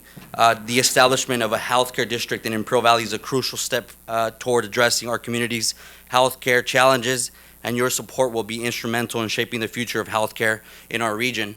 AB 918 has been making remarkable strides in the legislative process, has successfully passed the first committee, local government, with a unanimous vote of 7-0. Then it moved on to the second committee, appropriations, where it received another unanimous vote of 18-0. Furthermore, successfully passed in the assembly floor with an overwhelming vote of 77-0. Currently, the bill is in the Senate, where it will undergo amendments. Amendments based on valuable feedback that we've received from stakeholders throughout the county. Once the bill is signed into law, it will establish a single healthcare district for Imperial Valley, bringing together various healthcare entities and stakeholders under one unified framework. This unified approach will ensure a more efficient and coordinated delivery of healthcare services to our community. The establishment of a single healthcare district continues to be a shared vision among us all, and AB 918 serves as a critical foundation for its realization. I want to assure you that Assemblymember Garcia has actively sought and participated in numerous meetings with stakeholders, including members of the City Council, Mayor Nava. We deeply value the perspectives and insights shared during these discussions. It is through these interactions that we have gained a comprehensive understanding of the community's needs and concerns, allowing us to refine the bill accordingly.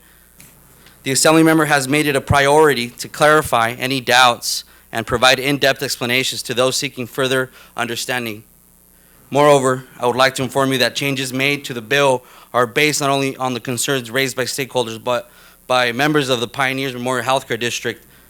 We have carefully considered their input and incorporated their suggestions to ensure that AB 918 reflects a collaborative effort and aligns with the shared vision for our community.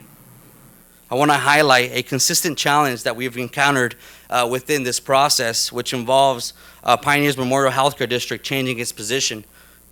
During the last week's Board of Supervisors meeting, PMH's CEO stated that one healthcare district would be beneficial for the region. You guys can go back and view that video. I encourage folks to view that video of last meeting of Board of Supervisors. Projecting potential savings of $10 million through the integration of systems and hospitals. These savings could potentially assist in keeping El Centro Regional Medical Center open, as well as contribute to debt repayment and future improvements to PMH's facility. However, it is important to note that board members from Pioneers also expressed their adamant opposition to AB 918, the same meeting, and their intention to fight against it. On the other hand, legal counsel from PMH stated that same meeting that they are requesting changes to the bill and do not hold a strong opposition. These statements were made during last week's County Board of Supervisors as stated, and I encourage folks to view the meetings. While we acknowledge the importance of stakeholder suggestions and the need for refinement, it is crucial to emphasize that AB 918 represents a significant step forward in addressing the healthcare challenges faced by our community. The bill's provisions establish a framework for the creation of a healthcare district and outline the responsibilities once established of the initial board.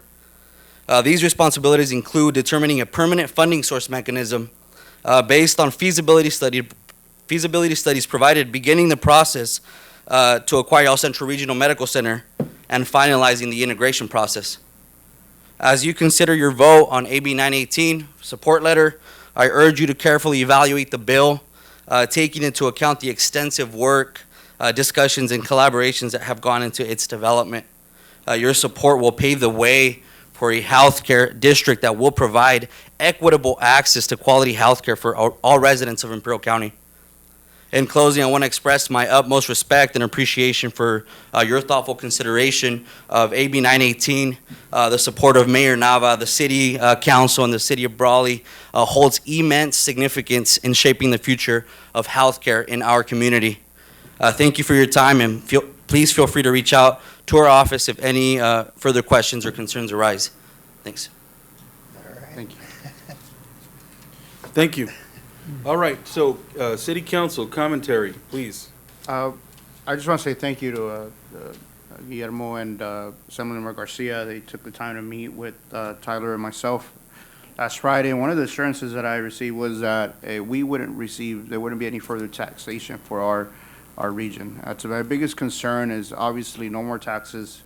We're already paying, right? We're already paying, and my other question was, like, have all the requests from PMH, have their wants been addressed? I think that there was a letter that was sent out, circulated about 2 months ago, and I'm curious because it's important to me as well as I'm sure to the council that their needs have been addressed as well.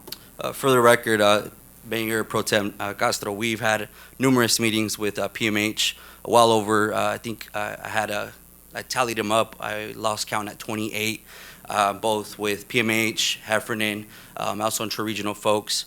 As far as your question to taxation, that's up to LAFCO based on the feasibility study to determine a funding mechanism. This bill establishes the Imperial Valley Healthcare District. It's up to LAFCO to come in and based on the feasibility study, and then with Kaufman Hall to determine a funding source. Right, and the region would be expanded in areas that are currently not paying a tax, right? Total, yeah. It would be expanded to those regions, but Brawley wouldn't be affected. We would continue to pay what we're paying now. That was my question, and that was the assurance that I received. Correct. Thank you. So we do have pioneers here. I don't know if the council would Well, any further questions? I think I'm being asked to No. take a seat now. Like I said, I was at the supervisors meeting. I heard their concerns. I'm not sure if they've been addressed. I know I really take that in consideration. Like I said, I know prior to the meeting, I said, I gotcha. Hearing their concerns, I just want to make sure that we're all on the same page. So- Right. And taking advantage of today's presentation, thank you to the Imperial County Board of Supervisors for their support. They voted 4-0 to support AB 918. Thank you. Right. Would like to hear from Pioneers.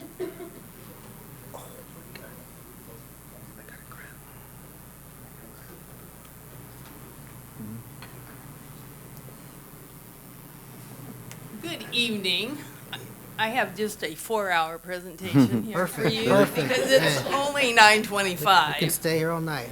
I gotta get up at 2:30. Let's not stay here all night. So I'm going to read the statement, then I have a couple of comments. In December, talks were held with El Centro regarding a proposed business transition. PMH at that time applied to expand its district. Actually, it applied in February. And in January 28th, the community had a conversation at IVC, and we have been supportive of a healthcare district. And it was, at that meeting, everyone thought that that should happen. Assemblyman Garcia was contacted by an elected official to pursue a single healthcare district using legislative action. This created AB 918. PMH put in a LAFCO application earlier, and then we paused it to explore the bill. Assemblyman Garcia and his aide Guillermo Hernandez have worked diligently on AB 918, and we sincerely appreciate their desire to meet with us and work closely to come up with language of the bill.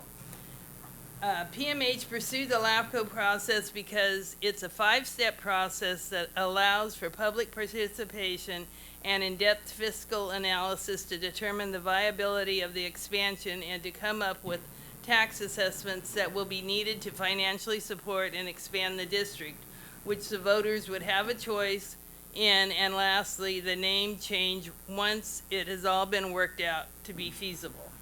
PMH supports the LAFCO route because it's transparent, predictable, and it also gives everyone a vote. Whereas the bill excludes residents of PMH and other districts from voting on the expansion. Lastly, there is also amendments being made that have been briefly discussed but not yet published, and it's unknown what it will force the new health care district to do. So So If as it reads now, you're saying don't support it as it's written. I'm saying, as it reads, I don't know what it reads now. Okay. That's why I'm not supporting it, and I think my comments at the County Board of Supervisors meeting were not that I didn't support the concept in the bill, I didn't support them supporting it before we knew what the current amendments or the forthcoming amendments would be. Understood. The issue with Pioneers, and I think maybe Assemblyman Garcia has addressed it, but because we never can get anything in writing, and he'll say he's had plenty, but he wasn't or unable to share them with us. So it just makes us uneasy for our district. Now, in the bill that was that he talked about that has been passed and gone through all of these committees, we pretty much support that bill. The only thing that we questioned in that bill was that immediately when the governor signed the bill, our name would be changed, and then it goes through all these other 5 steps of LAFCO. And if the voter, in that bill, if the voters didn't approve it, then there wouldn't be a new expanded district. We would have changed our name, but we would still be back at being Pioneers with our current board.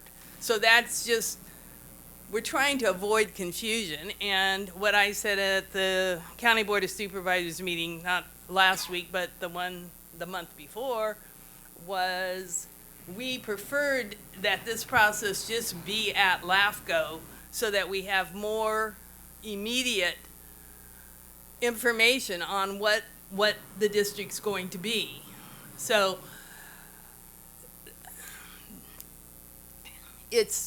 when it's in Sacramento, they have mostly been pretty cooperative, except they don't give us the information. We have many, many meetings, but never is there a meeting when it's over that we've agreed on A, B, C, and D, and we walk away, at least those of us in Brawley, and we're not sure what's happening. It's not that we would prefer that, because it depends on what rendition of the bill that it is, and the reason we say we aren't going to have any say in it is because in the current bill, only those that are being annexed are doing the voting. There's no guarantee that there won't be a tax increase in Brawley. That's not true, because that bill does not address it. In that bill, that is for sure, because that is not addressed. There's pretty much this bill, when it's signed, it makes us one district. There's no money in the district except what Pioneers and Heffernan bring into the district. And so, you talked about how wide your lane is. I'm not sure it's that wide. Right. You know, are you guys Understood. in the healthcare business or not? I mean, of course, we want a hospital in our community. The goal is to have one system with 2 locations. Yeah, I think you're And right. the reason, the one more thing I want to add is why it would be important to have one district, and for us to negotiate, or get El Centro to negotiate with us to come to some leadership where we have one system, then our reimbursement from the government is higher. And that's where the increase, and that's the reason we would want to do it. And again, we would like to have that happen, but we would really like to know, the devil is in the details. Absolutely. So your hesitancy is not so much against it, simply you are unsure of the amendments that may be added. When is it voting? When does this get voted on, Guillermo? I The was going to have earliest- Councilmember Wharton, he had some Oh, I'm comments he sorry. wanted to share right afterwards, so please. Thank you, Mr. Mayor, and thank you, Director Rubin. I just think I do want to start off with just a comment and really echoing what you have shared, and I'm sure many others have shared. It's not an issue of do we want this. That's long been resolved. I think we're down the road, and I do appreciate the members really tour and taking the time to have all those meetings. Guillermo, it was very helpful, certainly for me, and I did report back to the extent that I can, short notice. Obviously, we haven't had too many days between that meeting, but it certainly answered questions. But obviously, as you answer questions, it really creates new questions, right? So there's many more. This is very complex. My only hesitancy to letters of support, 2 things I just want to say. We are trying to support something before we know what it says. It was clear to me in our meeting, too, these are amendments that haven't been drafted or codified, or I can't read it yet. So when I read the bill as it stands with the current amendments, I think it's dated back May. If there's more in the works, if they're going to truly address some of the, I think, very key concerns that we have as a healthcare district up here for Pioneers, but also I think all of us share the same concern. I want to make this clear. If it jeopardizes one, it's going to jeopardize all. It is all about getting this together. So to be clear, one of the things I was going to just recommend that, look, I think we're all about supporting, right, the bill. And I also largely feel it sounds like the bill will probably move forward no matter what, regardless of what we say, whether we submit this letter or not. What I don't want said is, well, wait a second, you supported it, but we have a lot of questions that haven't been answered. And the member even shared with me, Guillermo, I know you were there, this is a very complex integration, if you will. There is no way a piece of legislation is going to be able to accurately codify, much less predict outcomes, right? On how something, and I think there's experts that do that. So I just want to feel good in those amendments that it clearly states this, the formation, the timing, the runway, if you will, I think those were the words we used, is ample enough for our local experts to really do the work that it's going to take to get this one healthcare district going. So very complex, heavy lift. My only suggestion maybe with the letter is just changing some of the language. I was targeting maybe even paragraph 6 to make sure that AB 918 reflects all appropriate language to address all concerns raised by our stakeholders up to and including Pioneers Healthcare District, something of that nature.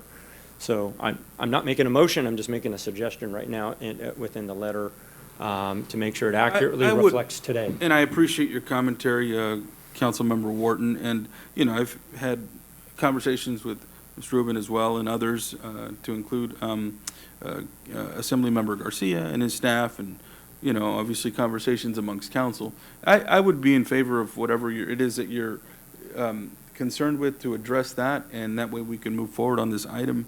If you would make that into a motion, that may be something that could be considered here. Yeah, absolutely.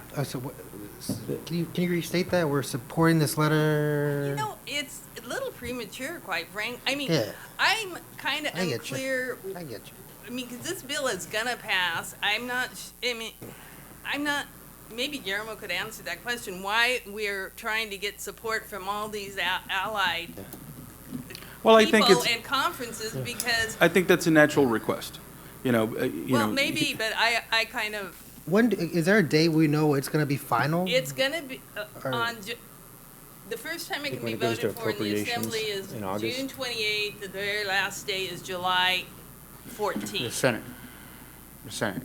Well, Right. I was It told already made its way. 14th by- Where are we on the process? Could we ask Guillermo? Is it going to change? Yeah, But- can we ask Guillermo? I mean, just- Whatever it is, let's get some answers quick so we can move on. Yeah. Committee, local government and finance, there's no date yet for that, pretty soon. And then, like Councilmember Wharton mentioned, it'll go over to appropriations.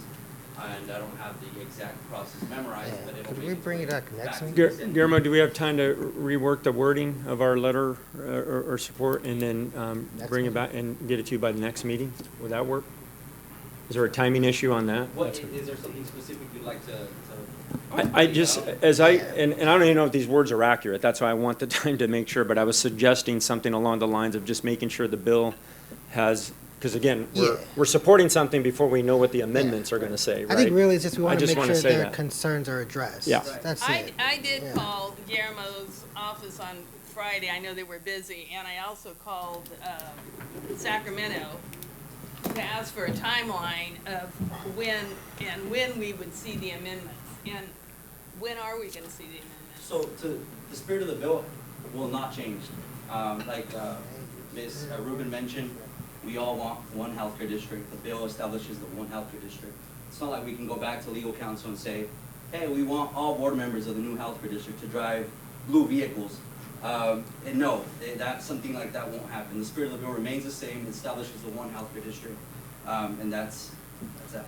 But I think there were some amendments in there that we discussed that included like timing, whether something is, 6 months, 8 months, there was some of the after actions, once this is passed and implemented, that I think we're still in question. Some of them are tactical, some of them are practical, right? One of our biggest, in the bill that was approved 77-0, there was a whole mechanism for voting and how that was going to happen. My understanding, and correct me if I'm wrong, but my understanding was there is no longer a vote before the district is created. I'm not sure what those amendments are. It's legislative staff up in Sacramento that's working on it. But again, you guys can give me a call and we can discuss that and arrange a meeting with them. It just seems there's a lot more questions than answers. And like the Pioneers is our home hospital. We do, Brawley blue and gold. No, but I think we want to make sure their concerns are addressed. At the very least, they're confident enough for us to pass it. It just seems. The main thing I think here is we all want one healthcare district, right? Yeah. The bill establishes that.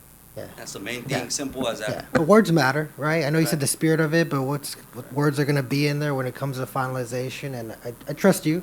I trust our assembly member. I know there's characters outside. I know at the last board meeting, there's kind of some indications of people outside your sphere of influence maybe making a bigger mess than needed. So at the end of the day, I think we just want to wait until they're comfortable with passing it, because they're going to take a big part, and then we can support them. You know, as long as you express your concerns. I mean, if the, changing the wording on the letter of support, we can do that now. I But mean, why don't- whatever it is, that key, you mentioned a key. We talked about a potential language. motion there, Councilmember Wharton. You could change it to say you supported the concept. We support the concept, but you could give your full support after you see the amendment.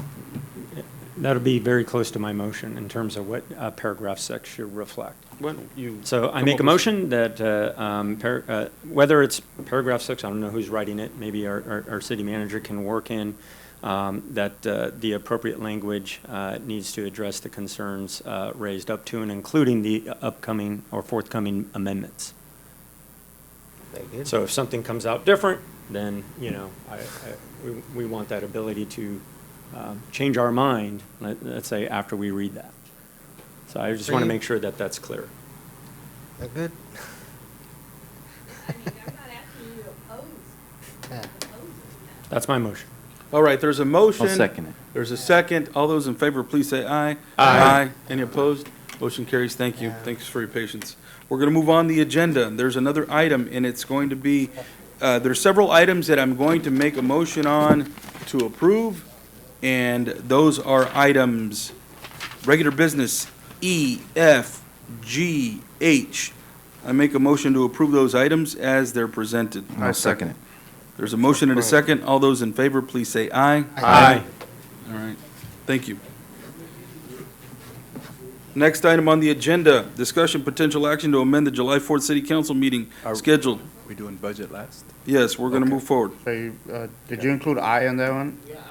Aye. I motion to table that item to the next meeting, because it requires proper productive conversation. I don't believe I didn't believe I included that, did I? Yeah, No, no. you So didn't. I- You didn't include I it. did not. He didn't. So Yeah, I that- didn't. So that's the one I'm referring to. Yeah, I know, I Yes, was sir. still gonna be, we're still discussing that. You want to discuss that? Yeah, but I wanna get the simple things out of the way Got you, first. got you, Yeah. okay.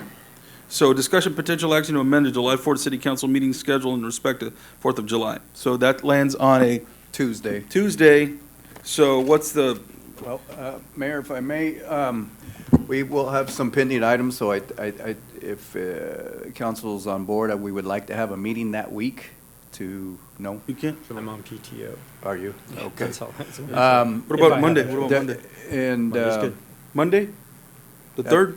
Monday works? Oh, You can stay here as late as that you want? week I am, Oh, really? the 10th. I thought you meant like Monday. No, the no, 10th. no, this week. Yeah, The four- I'm. July, You're I'm out? not available, but if that's what the council desires, I will be. is, What about- what what about about- the 5th? Would that be? He wouldn't be here that week. I wouldn't be here that way. What You're not gonna about- be- Oh, you're gonna. Yeah. What about the next week? And then we'd have back-to-back, with, the Back-to-back meeting in weeks? July. We've done that. 18th is our next scheduled meeting. What about the 10th or 11th? That was my question. wanna Do do you want that? to do back-to-back meetings? Yeah, that's fine. We've done Okay. 11th? If that's council's desire. What do you want? Just ask. Well, I would prefer the week before, but again, with staff, Well- but, You can't make, 2 council members Yeah, I that'll won't be be gone here. that week. all right, oh, you're so, gonna be gone too? I'll be Yeah. gone. so how about the Okay. 10th since it's sooner? Only just, I think we can wait till the On those 18th days, unless there's an emergency then. Stick to the 18th then? Yep. Okay, then we'll stick to the 18th. So we'll, There. cancel the meeting for the 4th. I'll come see you anyways. Tyler. Everybody's all right with that? Promise. Yeah? Okay, thank you. special meeting. All right, so that Everything item's done resolved. today. Now, let's move on to, we're bouncing around here a little bit. We're gonna go to the, how about we discuss this real quick, Mayor, but Mayor Pro before Tem we- Castro, with respect to your item I, discussion, it says potent action, wow, okay. To provide city staff with direction and recommendations on if, how to proceed moving forward in the formation of a community improvement committee. Let me get up to there real quick. Yeah, so check it out. So this is very simple, and we can, I am gonna ask to table this item, but first, just quick discussion. This goes back to that project that we put together, I don't remember the year, 2015. It was a simple project, took a lot of man-hours, a lot of different volunteers, people in the community and the tradesmen and whatnot. And so I brought this up when I first got elected, and we've been just kicking the can down the road, but I think this is the right time. And so there's some language in there, if you guys look at the backup material. And if we could table it now, and you guys take this home with you as homework, and then come back with suggestions, and it's very simple. The committee would be made up of people in the industry, such as contractors, engineers, architects, electricians, plumbers, that would then take on a task that's not a priority for the city, but would obviously improve the quality of life for our residents. And in the very same manner of what we did last time, 8 years ago. 8 years, wow. No. Yes. 6 years ago. No, was it 6 years ago? I remember clearly. Yeah. I remember why. Right, So, I do too. yes, 2017. There you go. But I think it requires a little more discussion, and I know we're all burned out, and I don't want to rush through it. It's too important to me. Very well. And I think to our community. So When would you like to see it on the agenda again? For the 18th? July 18th. Perfect. works, yeah. Thank you. All right, so July 18th, we'll have that back on. That's our homework to see how we can best present this for Mayor Pro Tem Castro. Thank you. And the final item on regular business is discussion, potential action to adopt Resolution 2023. Super important that we've gone through all these meetings. I appreciate it very much. I would ask you, though, just present any changes from the last meeting, and we can work on trying to get this approved and passed. Okay. Thank you. Good evening, Mayor, members of the council, city staff, and members of the public. Silvia Luna, Acting Finance Director. And my presentation, thank you, William. Today's presentation, we are hearing our third and last budget meeting with the goal of finally adopting a budget for fiscal year 23-24. So today's presentation, so I'm gonna try to be really quick. And sorry to rush you. I That's just okay. want to make sure that we address it. So we're gonna go a little bit really quick about the budget process. It's more oriented towards the next steps after adopting our budget. Just the basic changes of what changed on which funds, that's it. The general fund reserves overview, what's the final estimate with our final figures. What does our budget document contains and how it's available to the public, and finally the budget resolution to finally approve the budget. So I have presented this timeline. I think this is the third time. We have gone through our three public meetings, same time, same location. The information is available to the public on the website. So what happens after we adopt our budget today? You're gonna see and you're gonna receive quarterly updates from the finance department, and basically the goal of those quarterly updates is to review our performance and approve any budget adjustments as needed by the departments, and most importantly monitor those reserves. So changes. Now we're gonna talk really quick about the changes. So what changed? So on our general fund, revenues increased $58,000 from our previous version. These fees and charges for services, it's strictly related to our administration, engineering, and utility billing allocations. So these allocations change based on the proportion of the budgeted expenses. So if there's any change to our expenses, we're gonna have a change on the reimbursement to the general fund. So that's those $58,000. The expense changes, so the significant increase, it's related to salaries and fringe benefits.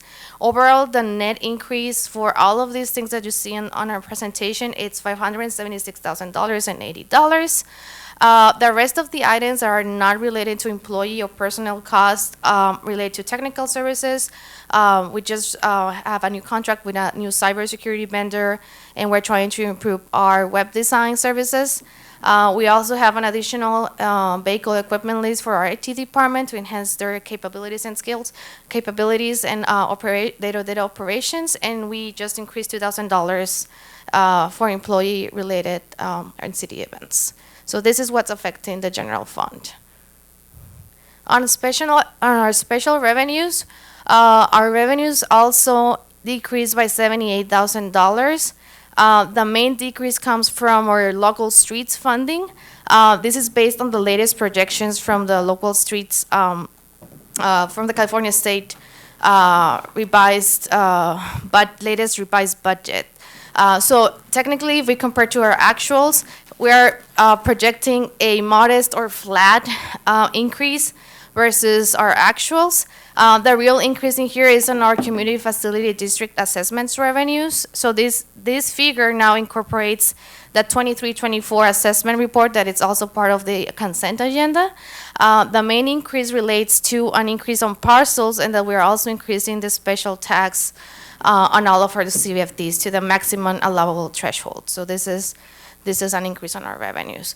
On the expense side, we also have the salary component as an increase, and we also have a reduction on overtime, equipment, and vehicles. This is related to our Stone Garden reimbursement. So traditionally, the city receives $200,000 a year on grant reimbursement. This year, that reimbursement it's being lowered to $93,500. We don't know exactly the reason, but we know that this grant is flexible with us. I've seen where the grant sometime at some period would provide us or allow us to spend a little bit more, depending on the police department needs. But also, it is important to know that the police department is also applying for other grants. I think the chief just mentioned 2.9 million on grant applications. So there's more funding coming our way than Stone Garden, so that's good.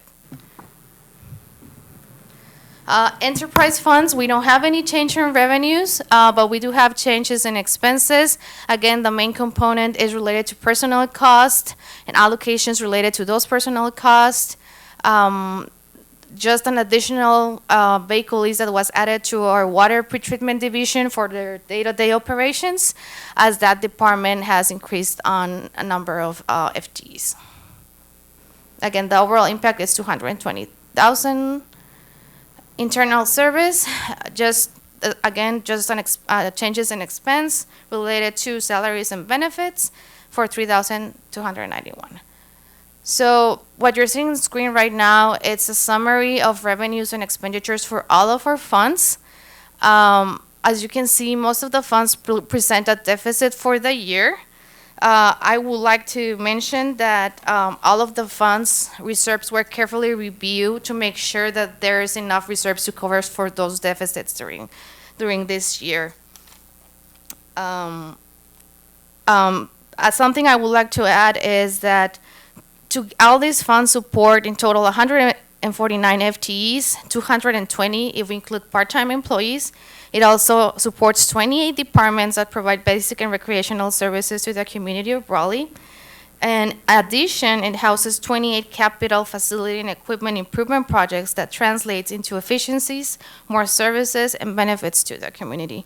While it's not the norm to adopt a budget that projects a deficit, the fiscal year 23-24 budget not only ensures what a budget contains all the operational needs that each department needs, but it also ensures social responsibility to ensure its city's officials, employees, and residents are safe, productive, and thriving. So this is the summary of all the numbers, but this is the impact that is projected to our general fund reserve. So for the year, on our general fund, we're estimating a deficit of $188,361. That reduces our unassigned to $3.4 million. Even with this deficit on this year, as you can see on that square to the, that's okay, thank you. You can see that our target calculation of the 50% versus our expenses, we're still showing a surplus versus the target. So this is very good.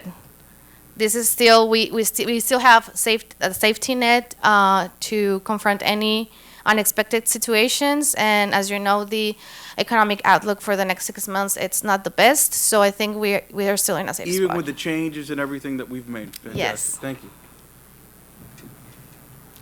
So this is just an historical behavior of our reserves through the last 5 years. So anything from 2017-18 all the way to 21-22, that's actual data.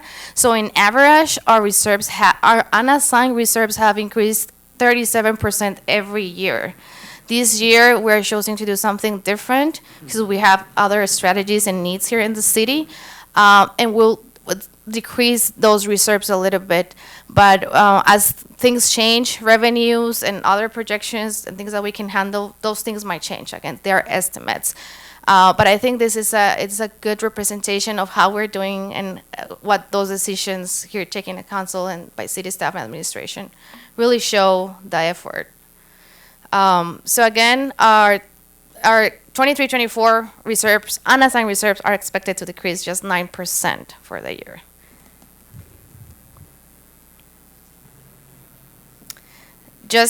I'm not going to talk about any more about numbers. I'm just going to talk about the document that you have in front of you, that 153-page document. Yes, that document. This document, it's available online. The format has changed a little bit from what you have seen on prior sessions, just because this is the final version, and basically it tells the public, it tells everyone what our current budget is versus our other two versions, and the final version, which is the one that has tonight's numbers, which is the adopted budget figures.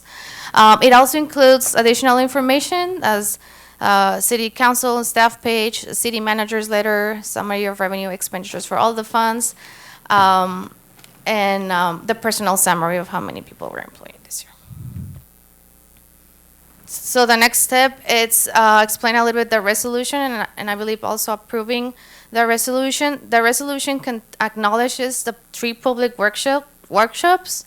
It also approves the appropriations limit calculation. This calculation is revised every year.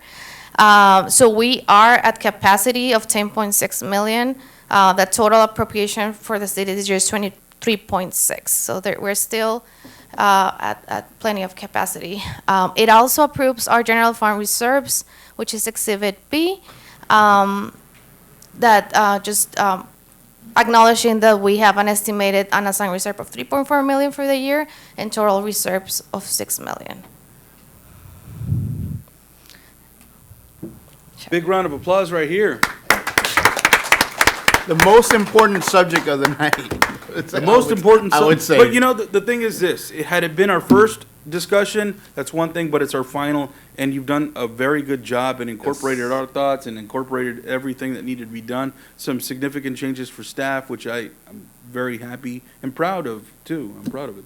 And so I'm happy about it, and great work. So great work to you, Finance Department, all of staff for contributing and for working together as a team. So I appreciate it, to include council.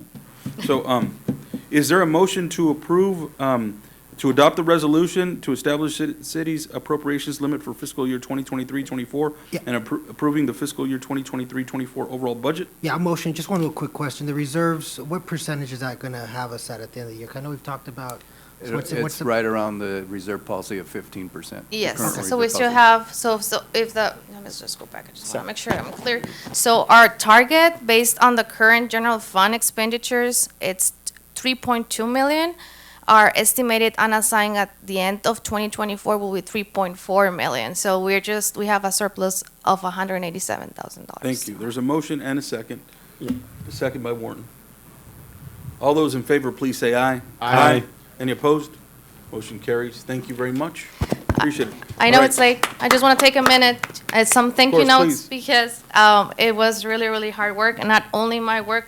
Just want to say thank you to Tyler for giving me the opportunity to prepare this budget. Carla Romero, our former finance director, for her invaluable work during the past 2 years to implement these new and better policies and procedures that it's actually allowing me to present this budget tonight. Just make my work a lot easier. And I just want to thank you, all of those retirees that are returning back to the workforce, for their invaluable knowledge and dedication to teach others and serve this community. Shirley Bonillas, Veronica Alvarado, Tomas Garcia, Ruben Mireles. And I also want to acknowledge our 2 analysts, Marisela Webster and Ana Gutierrez. This budget will not be being presented tonight. without their invaluable effort and dedication. Let's give them a big round of applause, please. And you can get some sleep finally. Right? Yeah. Thank you all very much. We appreciate it so much. We've gone through so many budget cycles, I have, and I can tell you the last few years have been such an easier process, you know, and so it started with Tyler. I'll give him some credit, you know, but it did get better and better and better, and it's really at a point to where, you know, I know it's so much work, but it pays off, and we appreciate it very much. Thank you. All right, so we're going to move on to city council member reports. For the sake of time, please, let's try to keep them brief, and we'll start with council member Hamby. I will defer. He'll defer. I'll be real brief. Fresh off a 3-day weekend, for all the Falls Lake County, I do enjoy the holiday calendar. I know we have our budget. I know my dollars and things and negotiations, at least maybe the council will be open to recognizing additional holidays for our staff, treating time as money. Time is money, and so being flexible with the staff needs. And like I said, once again, sometimes we can't match the wants and of our employees regarding salaries, but at least through additional holidays, time off, flexibility, innovative benefits, maybe even bonuses.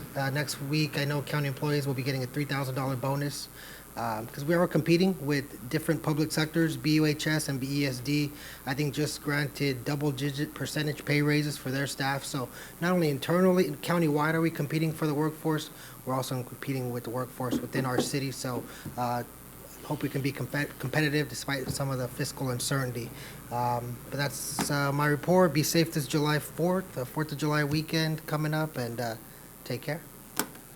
Councilmember Ward. Mr. Mayor, I'll defer.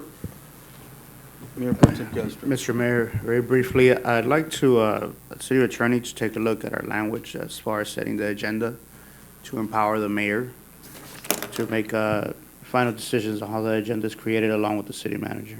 Okay. Thank you. Thank you, and I'll keep my comments short. Do want to thank staff. This council, I know I've worked on budgets for staff support over the years, and it's always been a challenge, you know, amongst council.